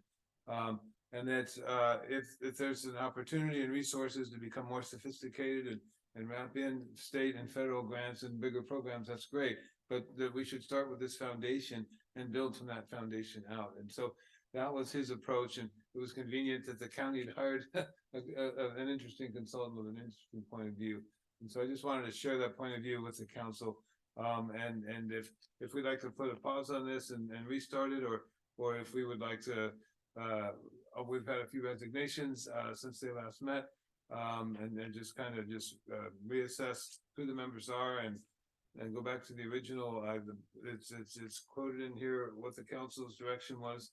To accomplish the purpose, the city council directed the EDCAC to conduct activities, including but not limited to an active forum for exchange of ideas, economic needs of the business community and residents, interact proactively with a broad spectrum of economic development interests, and recommend strategies to the city council to provide resources. Do we want to go into that in more detail, or even have a workshop on economic development, just to dedicate a couple hours of city council time to this topic by itself and then solicit more feedback from the community? It's an issue that I've seen, and maybe John or Brian have, where especially retail and food and beverage seem to fall on different sides of different issues. They have different needs, they have different ways of doing their business, and sometimes they clash in the middle. I've seen it in downtown Salinas, I've seen it in the LSL in Salinas, and we're watching some of that play out here in our own community. So those are just my thoughts on it. And and one final thing, and then I'll be quiet. The staff report does have a list of high-level organizational recommendations that we got from the Citygate process, the strategic plan program within the past few months. And all of those recommendations indicate that the really high importance that the community has for economic development here. So it's not something that we really want to stop doing. It's something that the community really needs. And I think that program highlighted the importance of the program overall. We just need to figure out whether we should be doing things differently. One of the things that I noticed in the training that I attended at CalEd is that almost all the organizations, economic development organizations, have a high level of support from staff and to configure programs, bring in resources, make those things work for the community. And then there is an economic development engine at the community level, like Don has described. But a lot of the heavy lifting is done at the staff level. So again, that's a little different than we currently operate, where the EDCAC is really doing a lot of really sort of in the trenches kind of work. Thank you. So that's our summary. Yeah. Thank you. Councilmember Freels. Thank you. I like the idea of maybe hitting the pause button on what we currently have. And I do like the idea of going to a smaller, more focused grassroots group. I was asked by a couple people to watch the last meeting. And I watched it and it just didn't seem like anything was getting done. And it got to a big bickering. It got a little heated, and then it went blank. then the video feed stopped, and then it came back on, and there were like 3 people gone. I was like, well, that was strange. So, and then there was no quorum and no chair. And I guess currently they don't have a quorum. So, maybe a pause button, let everybody calm down and take a deep breath and focus on true economic development. I heard at last meeting, I heard one person talking about what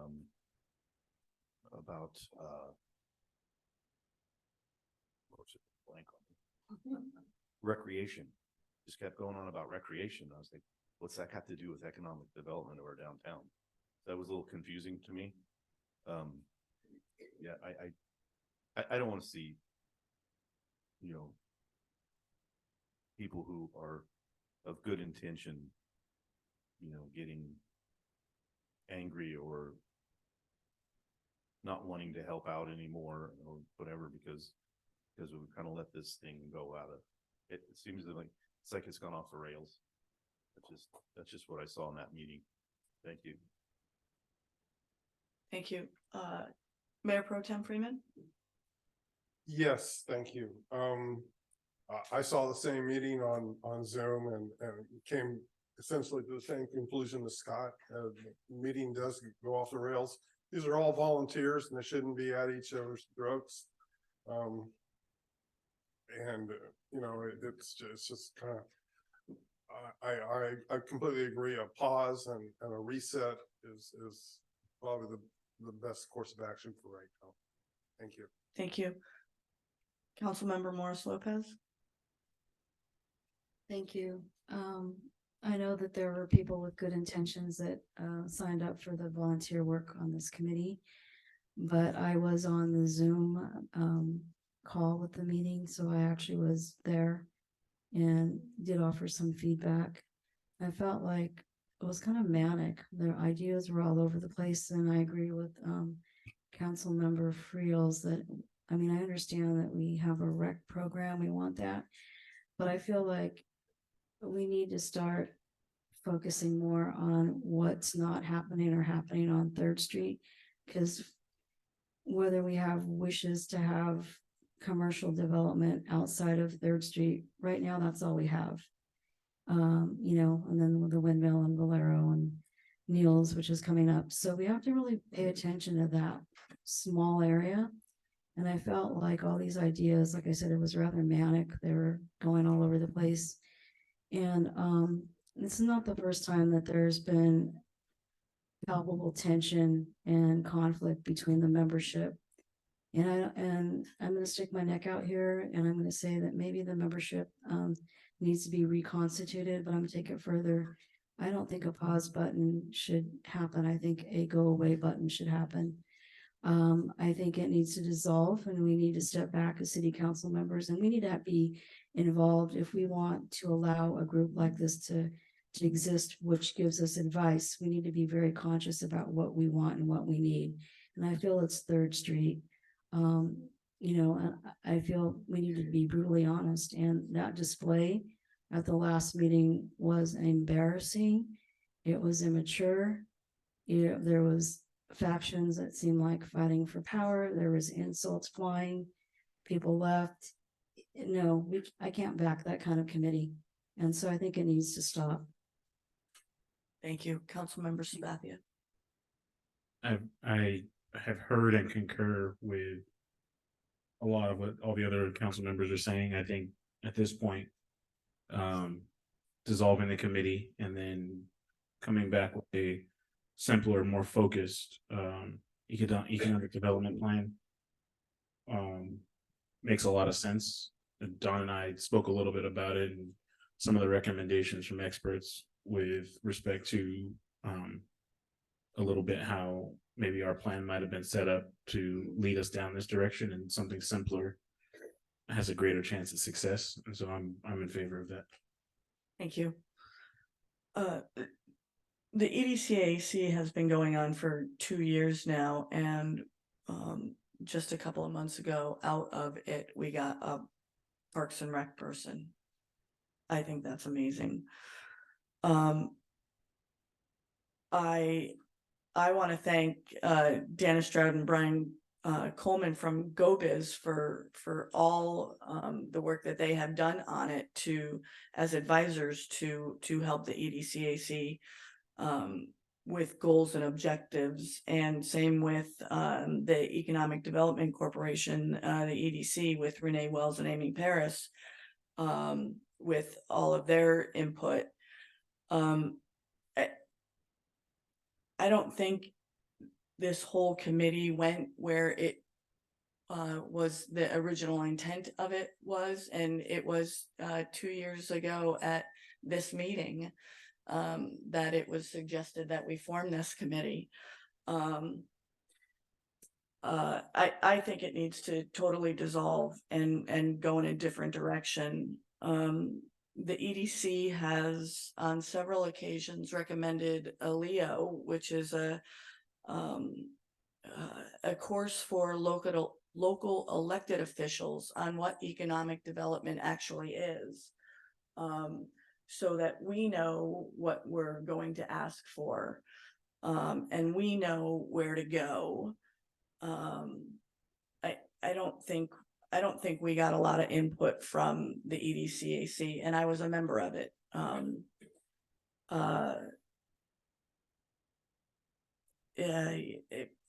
For the most part, it was a cluster, and it needs to.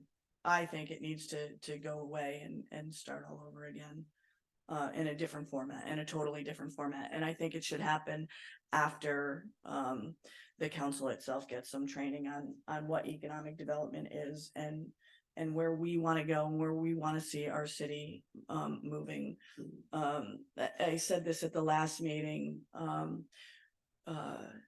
probably a little bit prematurely, but we have several businesses that we as a council, that we as a city, that we as a EDCAC let go.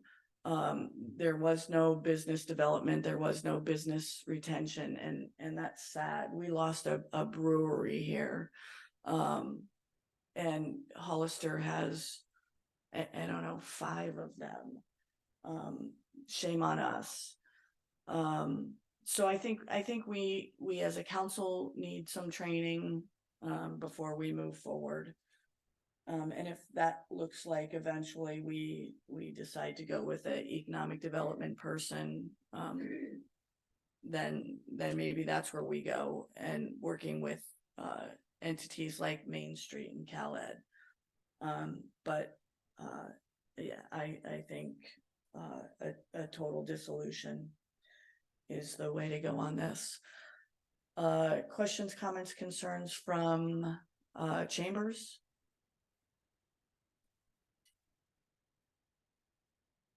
Michael Ponce. Welcome. Not to diss Scott, when he mentioned that the meeting, I didn't hear the meeting, I didn't know anything about the meeting, but I was just in his reaction to recreation. What does it have anything to do with economic development? I think it can. 2 perfect examples is during the summer when the Junior Giants are playing, we line that whole park with cars. There's well over 100 people there that have to eat, maybe go shop. Same thing with the soccer league. You know, that whole parking lot is full. Those people probably gonna eat. And I was just thinking of back in the day when we had the men's softball team. It was real popular back in the day, and the famous long-winded announcer Ray Wilson would always mention after the game, go visit Vincent's, which is now Daisy's, Mom and Pop's, Mission Cafe, Cocina de Ponce, Brass Lantern, the old restaurant. So he would encourage people to go out and eat, spend some time in town, spend some money. So maybe when you do have another committee, maybe recreation can do something to help out. Thank you. Thank you. Absolutely valid. Hello. Hi, Rhonda welcome. From Enocha. Before you all spoke, I had written down all the same things. So basically I sat in the last 5 meetings because I was interested in what the EDCAC was, and I think I was the only community member for those 5 meetings, except Dawn, you did join that last wonderful meeting. I agree with whoever said to dissolve. Whoever, or pause, dissolve, whatever. It's dysfunctional. I mean, I sat out in the audience and always gave my concerns as a business. And then the last meeting pretty much just blew up and it became personal attacks. I don't know if it was on camera or not, but at one point I was being personally attacked out here by one of the people on the table there. And it came down to an attack of your Spirit of San Juan and we're San Juan Business Community Association. And I think that's out of line because that has nothing to do with EDCAC as far as I know.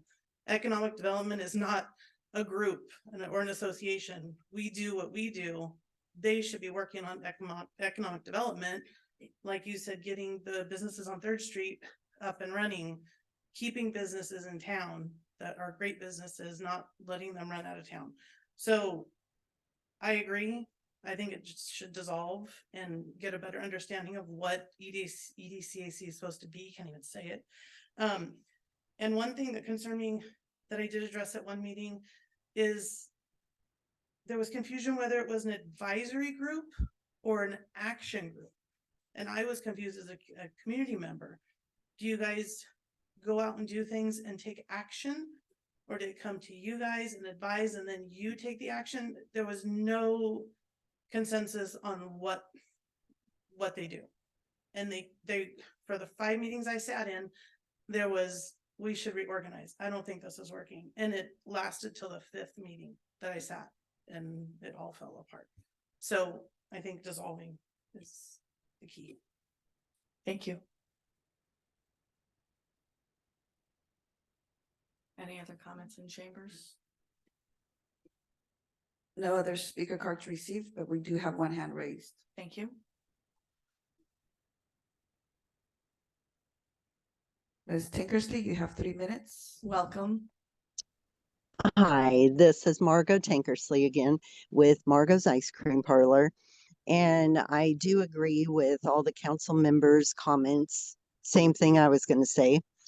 But I wanted to add, we need to simplify. We need to go back to the basics. And, look at these empty buildings that are downtown.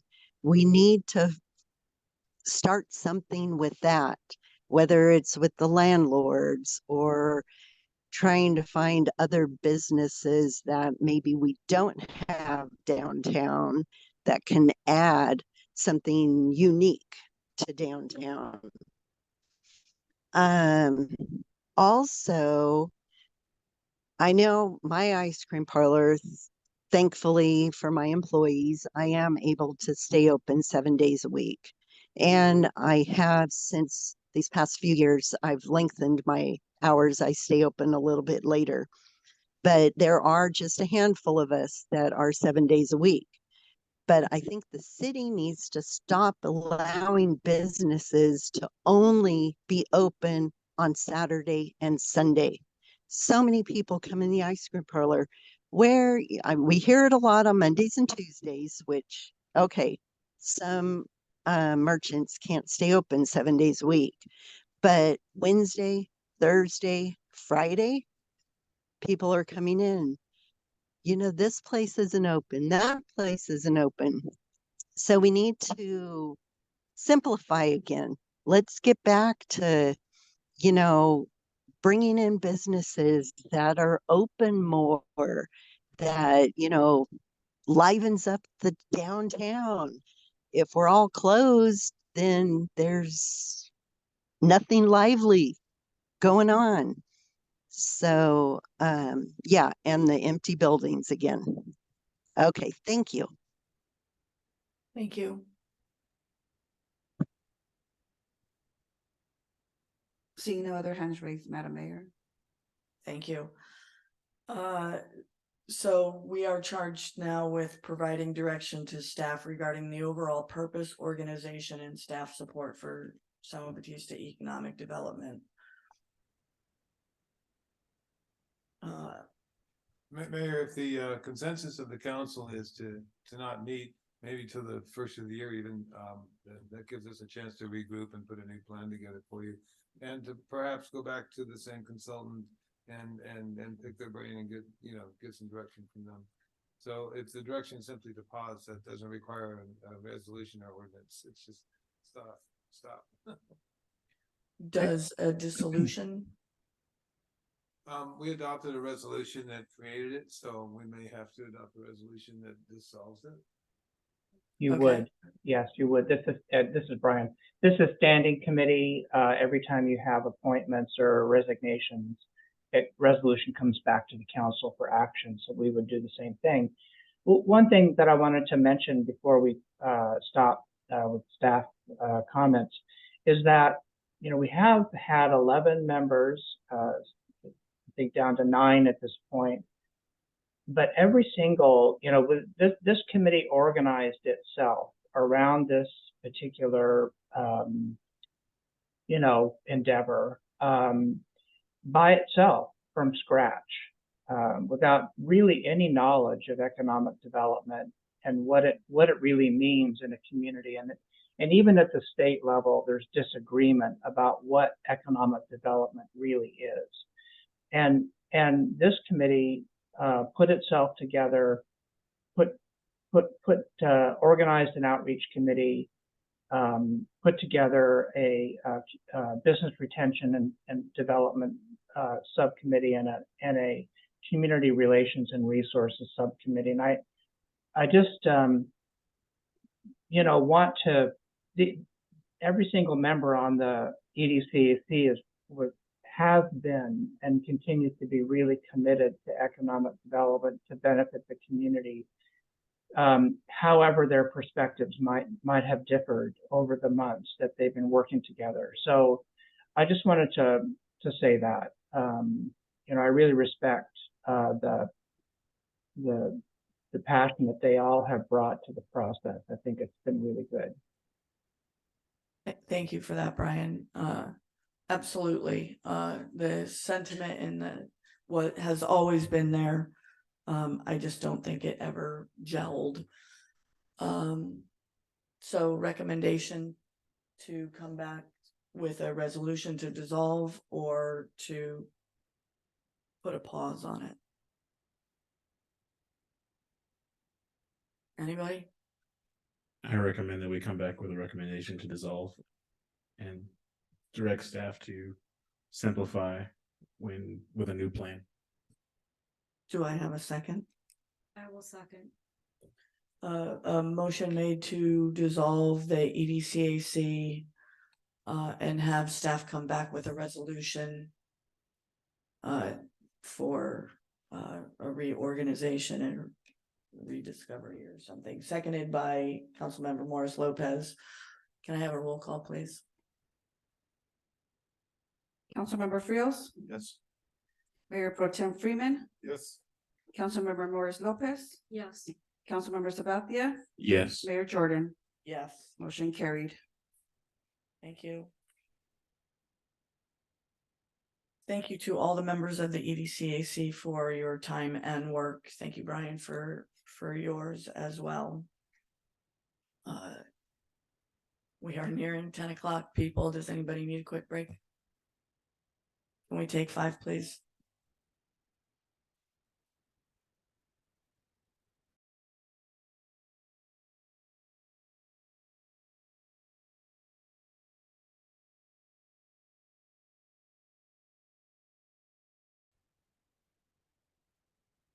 Hi, welcome back. We appreciate the moment. We have 3 discussion items before us. One is first steps in considering and establishing golf cart NEV transportation plan in San Juan. The other is city council rules of civility and decorum, and the other is consider a workshop on wedge issues. Brief discussion, if everybody is amenable to postponing item 6C. The consider workshop on wedge issues till next month. And then we have postponed A for a very, very, very long time, and I think we need to start that conversation. Sorry. And then the second the second is for city council rules of civility and decorum for conduct of city officials, employees, and members of the public during public meetings. How quickly will that one take?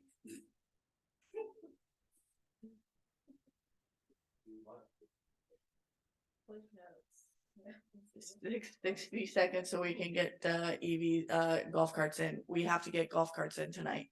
It's NEV. That's what I said. Oh, that's why we're all here. Okay, okay, we're gonna start golf carts now. We'll get to this one really quick. Okay, Mayor, I do have a few slides on that, Liz. Thanks. NEV, what did I say? No. They're getting dyslexic on us. Cool. There you go. Yeah, with the golf carts. It's towards the end of that. Oh my goodness. Yeah, look, I added it to the wrong slideshow, Liz. There we go.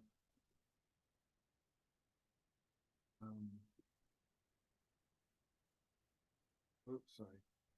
Focus areas. It's back at the bottom.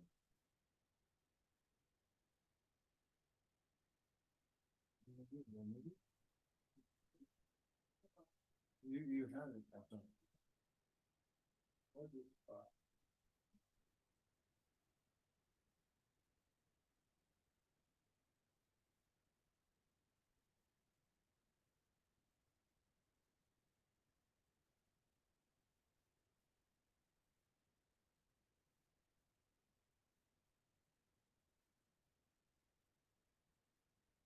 All right, so just a quick overview.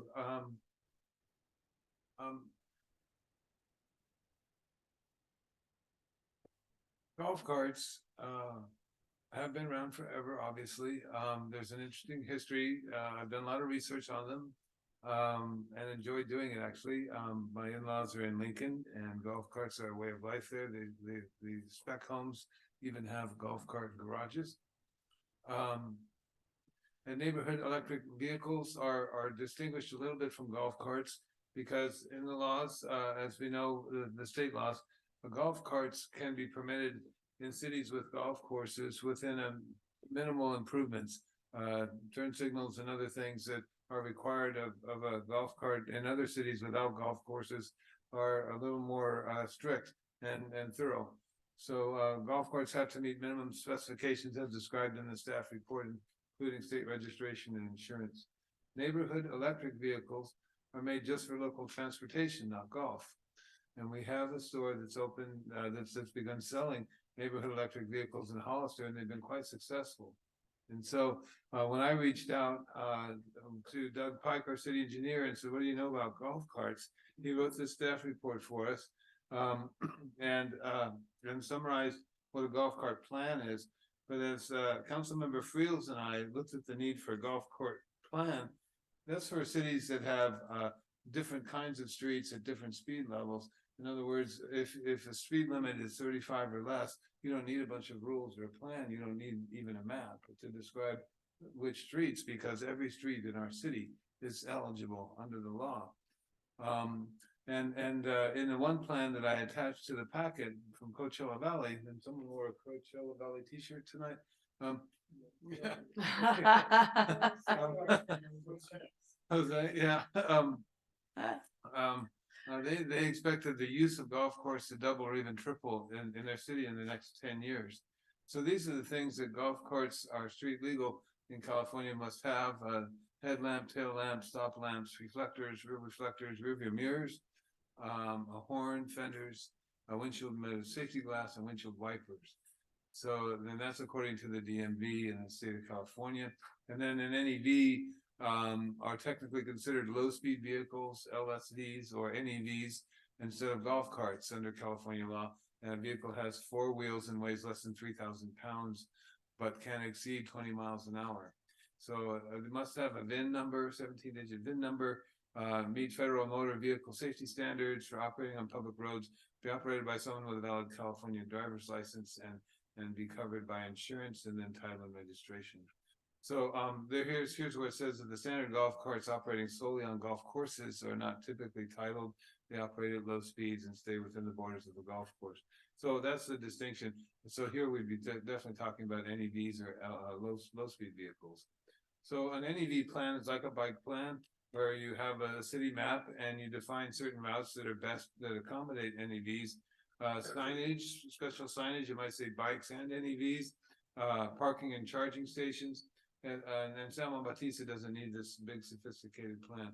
We could probably go about promoting golf, the use of NEVs and golf carts in our city, working with the sheriff, of course, and making sure that everyone is on the same page. Just a public information campaign. In the attached plan of Coachella Valley, there are several cities that are analyzed, and here are some of them down the left side, and the types of city ordinances that they have in these cities. Coachella itself has no city ordinance, and Cathedral City has no city ordinance. But other cities are limiting the weight of the golf course, some down to as light as 1,300 pounds. And as we saw, the NEVs are averaging about 2,000 pounds. Speed limits, speeds down to 15 miles per hour or up to 25. And we noted that some of the new NEVs can go up to 35 miles an hour. We have a family that stops and pays their water bill in this really cool white NEV, and it's seat 6 with seat belts. So these are different types of policies. Golf cart maps are the routes that they have. So these are types of policies that different cities in this study have adopted. And then this, of course, is what the whole plan would look like: the consideration of the width of the streets and the speed on the streets. But in general, our speeds are so slow that we wouldn't need to go to all this trouble. So with that, that's all the slides that I have, so I can stop sharing. And we can have a conversation about what we need to do in our community to make it friendlier for golf carts to be. And Scott introduced this topic to me, so I'll let him go take off on it. Now, Thank you for, I mean, this information went above and beyond, but it's mind blowing. I didn't think such large cities had these because of the speed limits. And like Don said, that none of our speed limits are over 25 miles an hour. So we fit in the guidelines with a low speed vehicle.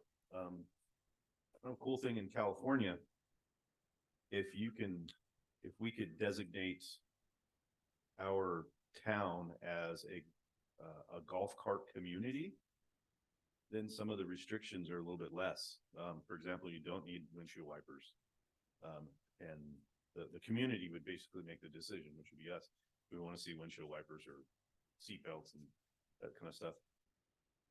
I seriously doubt they're not going to be driving these things out in the rain, so I'm not really worried about wipers. And most of the modern, which would be the NEVs, don't have wipers, but they've got just about everything else. You can take a standard golf golf cart and modify it. You know, you can put. The nice part is it doesn't say they have to be TOT headlights.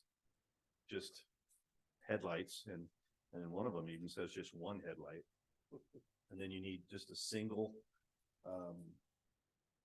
tail light, but you need turn signals, so you would have to have the 4 lights, and then reflectors. But that's all doable. Even the brake light is a pressure sensitive pad that goes on your brake pedal, and it activates the brake lights. So it's pretty simple. Or you can just go to Salinas, to the Easy Go dealer, or the gentleman over in Hollister, and buy a brand new one already done. And they come with some pretty cool stereos too. They get a little out of control. Some of them are just ridiculous. But the stuff that you're seeing around town, I think there's 6 carts zipping around town now. They're all, except for mine, and I'm now finished with all the DOT stuff. They're already created, ready to go. The nice part, like I said, and then for folks over in Copperleaf, they're concerned because we have a controlled intersection at 156. They can traverse 156 because it's a stoplight considered controlled. However, as soon as that front tire goes into the county, they're fair game. You know, they're no longer in a low speed vehicle community. They're in the county. So that's just I want to put the warnings out to folks if they wanted to take a drive up to Fremont's Peak. They're on their own as soon as they leave our town. I've never seen the deputy pull any of us over. It hasn't pulled any of us over. He, I believe, understands the whole premise behind it. I like the chart that Don showed with all these, these are all desert communities. And a lot of this stems from an assembly bill was pushed through from assemblyman from Sutter County. He's from Sutter Creek. So towns like Jackson, Amador County, or Amador City, Sutter Creek, they're all low-speed vehicle communities. And it was brilliant the way he did it, because it takes a lot of stringent restrictions off of the low-speed vehicle. And they do 20 miles an hour. More modern ones can be modified to go faster, but that's expensive. Some of the older carts can be modified to go faster. Matter of fact, there's an outfit in Alabama that has one that does 12 seconds in the quarter mile, which is 130 miles an hour. Oh, but it was so fun. Frying the tires all the way down Main Street. Yeah. So I've got, the information for it. We really don't have to take action in it at all. As long as the cart and you leave it up to the residents to obey the law like they would any other motor vehicle or vehicle. Yeah, in San Juan. And I would just encourage going electric with these, instead of, they do have gas carts, but I would encourage electric. And the nice part is the modern ones just plug right into a 110 charger. There's no special charging station. Yeah. Yeah. Just remember, I've had a golf cart longer than you have. He said recommended. Yeah, recommended. So this is just more of a, like Don said, just a information, because I'm hearing people talk about it. Everybody's talking about it. I know. And it's fun. They're fun, and it's, they 20 miles an hour, you're slowing down traffic down. Yeah. I'll put blocks on them for you. Here, I have one right here. You can use it. But I mean, think about it too. I mean, somebody's not gonna mow over a golf cart, so it's gonna slow traffic down a little bit too, I think, in town. There'll be, right now there's 5 of them in the parade. Oh my God. I'm hoping for a couple more. That's awesome. Thank you very much. Let me go over one thing too. Driver's license or permit. You have to have driver's license and permit. That's another thing. You can teach your youngster how to drive Super in safe. a golf cart. Super safe. I'm just trying to throw this out there. I'm just pushing it because, and I'll tell you why I brought this up. Shauna and I go every year, just about every year, or maybe twice a year, to the small country of Belize, and out on the islands, they drive golf carts everywhere, and it's just a blast. Catalina. It's so fun. Doesn't Catalina have them too? Yeah, yeah, yeah. So, what's that? Yeah. It's a blast, and you know, it just slows things down, like one-way street. So, any questions? Councilman, Mayor Pro Tem Freeman. I think it's a tremendous idea. My family and I go to Avalon about every other year, and they've been there forever. It's been a golf cart town for probably 25 years or more. And it's just, you're right. It's just a lot of fun to buzz around town in a golf cart. Thank you. Councilmember Morris Lopez. I think I need to read the packet, so I'm glad it's an informational item. The one thing I like about it is they are electric and they plug into your dryer outlet, so that's pretty cool. They'll plug into your 110. Yeah. The wall plug right here. And then they will lower the green gas emissions, you know, so those are some good things. But I do have concerns about them because they have no doors. And the other thing is that I would just like, if they're able to tool around now, why complicate it and have to go through all these special lanes? Because I really don't think we have wide enough streets to have a lane for them. No, we don't need any. No, we don't. So I think I'll do more research and they can drive around. We don't even need an ordinance, right? Or a resolution. Sorry, Councilmember Sabathia. I don't have any comments. I have one more. We have a development happening just down the road a piece. And there could be access via golf carts to San Juan to bring 1,000,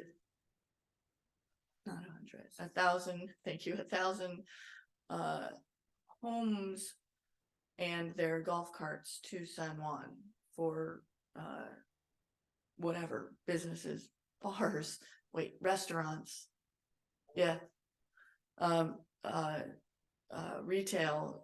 So yeah, I think it's a fabulous idea.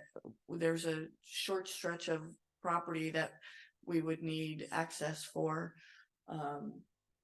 through one homeowner to get us to go play golf over there and enjoy the new clubhouse and have them come this way to enjoy our city. So I think it's an amazing idea. Thank you for finally getting this on the on the docket. Holy moly. So drive on. Low speed vehicles. And sorry, one quickie final. City council rules of civility and decorum for conduct. What? Public comment. I'm sorry. Does anybody have public comment? Anybody from Zoom land? We're good. Thank you for that. After 10, see, that's what, after 10 o'clock, the meeting goes to heck in a handbag. City council rules of civility and decorum for conduct for city officials, employees, and members of the public during public meeting. City attorney. Thank you, Mayor. Our office put together a just kind of a short and fairly broad set of rules of civility and decorum. As we have read about, but not yet experienced, there's been a lot of Zoom bombing issues throughout a lot of public meetings in all of California and beyond. And I think it's always a good, very good idea to have a solid code of conduct. What you're always balancing are your First Amendment rights against disruption in meetings. And you know, even tonight, I felt as though we were borderline on the disruption of the meeting. And it's really important, I think, to instill a code of conduct where people behave and there's a process to how the meeting is conducted. And for the most part, we've done at least the 2 or 3 meetings now that I've been, we've done a good job, but things get emotional. And I think if we talk about this tonight and bring it back for a vote next meeting, we'll try to hammer home the importance of these rules. I'm interested to get your feedback. This is not an exhaustive list of rules, and we try to be, fairly simple and straightforward without getting too detailed. If there's a need to enhance or add or supplement, we can certainly do that. But I think just continual reminders of proper conduct is important in getting the meetings to proceed in an orderly way so that we can do our city business and not be here until 1 o'clock in the morning or whatever it might be. So that's what we have currently, and if there's any input from the council, I'm happy to hear it and take it back, and we can refine the current version as best we can. Thank you for this. Councilmember Friels? I don't have any questions or comments. Thank you. Mayor Pro Tem Freeman? This conversation has been going on a lot around various organizations, AMBAG, 3CE, and other organizations. They have been Zoom bombed, or whatever the correct word is. Usually the comments are coming from people outside the jurisdiction, even outside the state. The comments are usually rather anti-Semitic and or racial epithets. It's not pleasant at all. It's worse than worse than that. And so we need to consider, yes, they have a right to speak, but not in that way. And at AMBAG, we developed a quick cutoff if it didn't happen. Good news, but that's something we might want to consider, particularly on the Zoom. It's very, very, very rare that type of stuff happens in person, at least around here. But I've seen on news where, yeah, it goes crazy. Thank you. Councilmember Morris Lopez? Okay, thank you. Thank you for this document. I have a question. There, other meetings that I've seen on national news and local news, and even here once, does holding up signs constitute disrupting a meeting if they're offensive messages? Or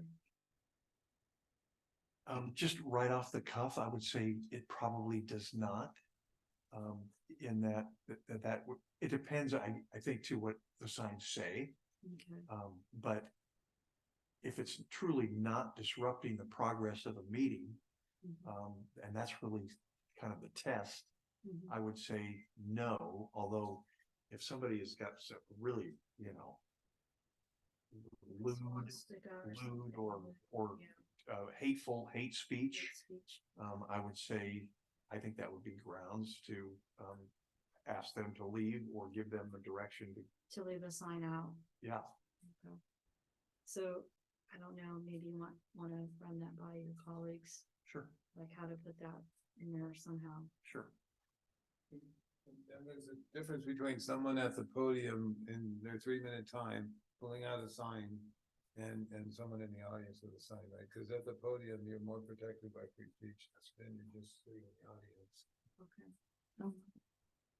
Even if it's hate speech? Well, that would be. Well, hate speech anywhere is not tolerated. Right. I mean, if you're not at the podium and you're just in the audience. Yeah. Okay. Thank you. Thank you. Councilmember Sabathia?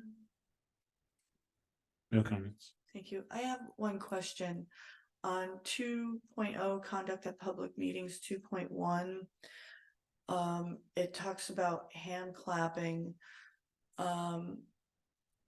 Almost second to the last line. Yes. We get hand clapping when there's a proclamation or when like Chief Martin Del Campo left. And then I have seen at other councils meetings where people will clap in the beginning and then asked not to clap when it's for not something that's a proclamation or somebody's done something good. If somebody's just standing at the podium and this half, the bride's half likes it, so they all clap, and the groom's half doesn't. So it gets kind of disruptive. So if you allow clapping for one, do you allow clapping for all, or do you just say, I'm sorry, there's no clapping? I would err probably on the side of no clapping, but I think you have to make some kind of an assessment of the intent involved, like when you gave the fire chief. That was not intended to disrupt. That's a joyful expression. Yes. And so there's got to be somebody who's making a judgment call there about that. And certainly you'd allow that kind of clapping for the fire chief. If it gets into a more contest of who's louder or supporting one side or another, I would cut that off. Well, thank you. I agree. Thank you for that. Any other on the ordinance or the writing or the ordinance to bring it back? Public comment, chambers?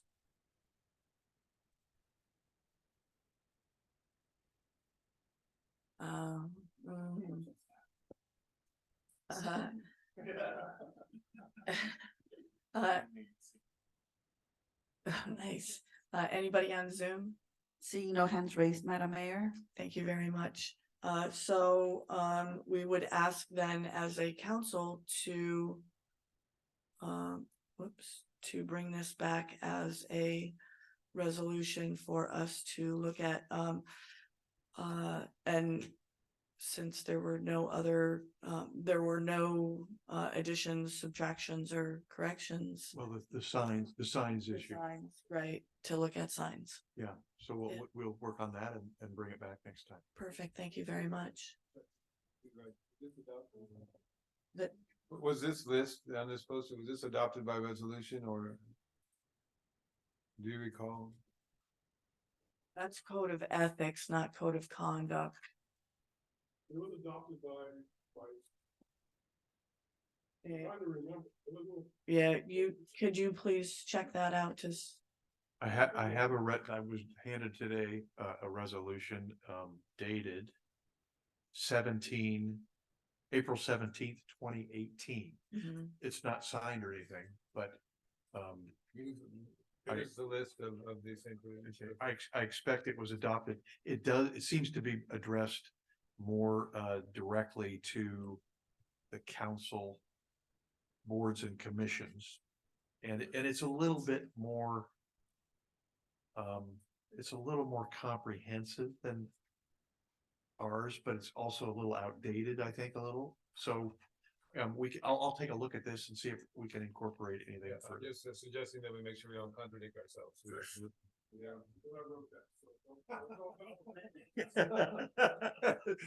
Sorry.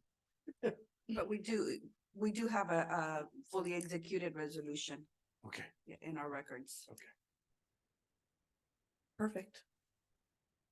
Thank you very much.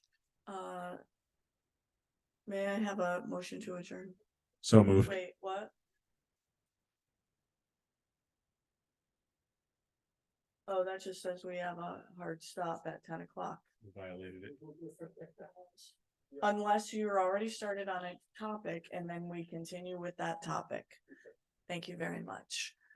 May I have a motion to adjourn? So moved. Thank you. Second.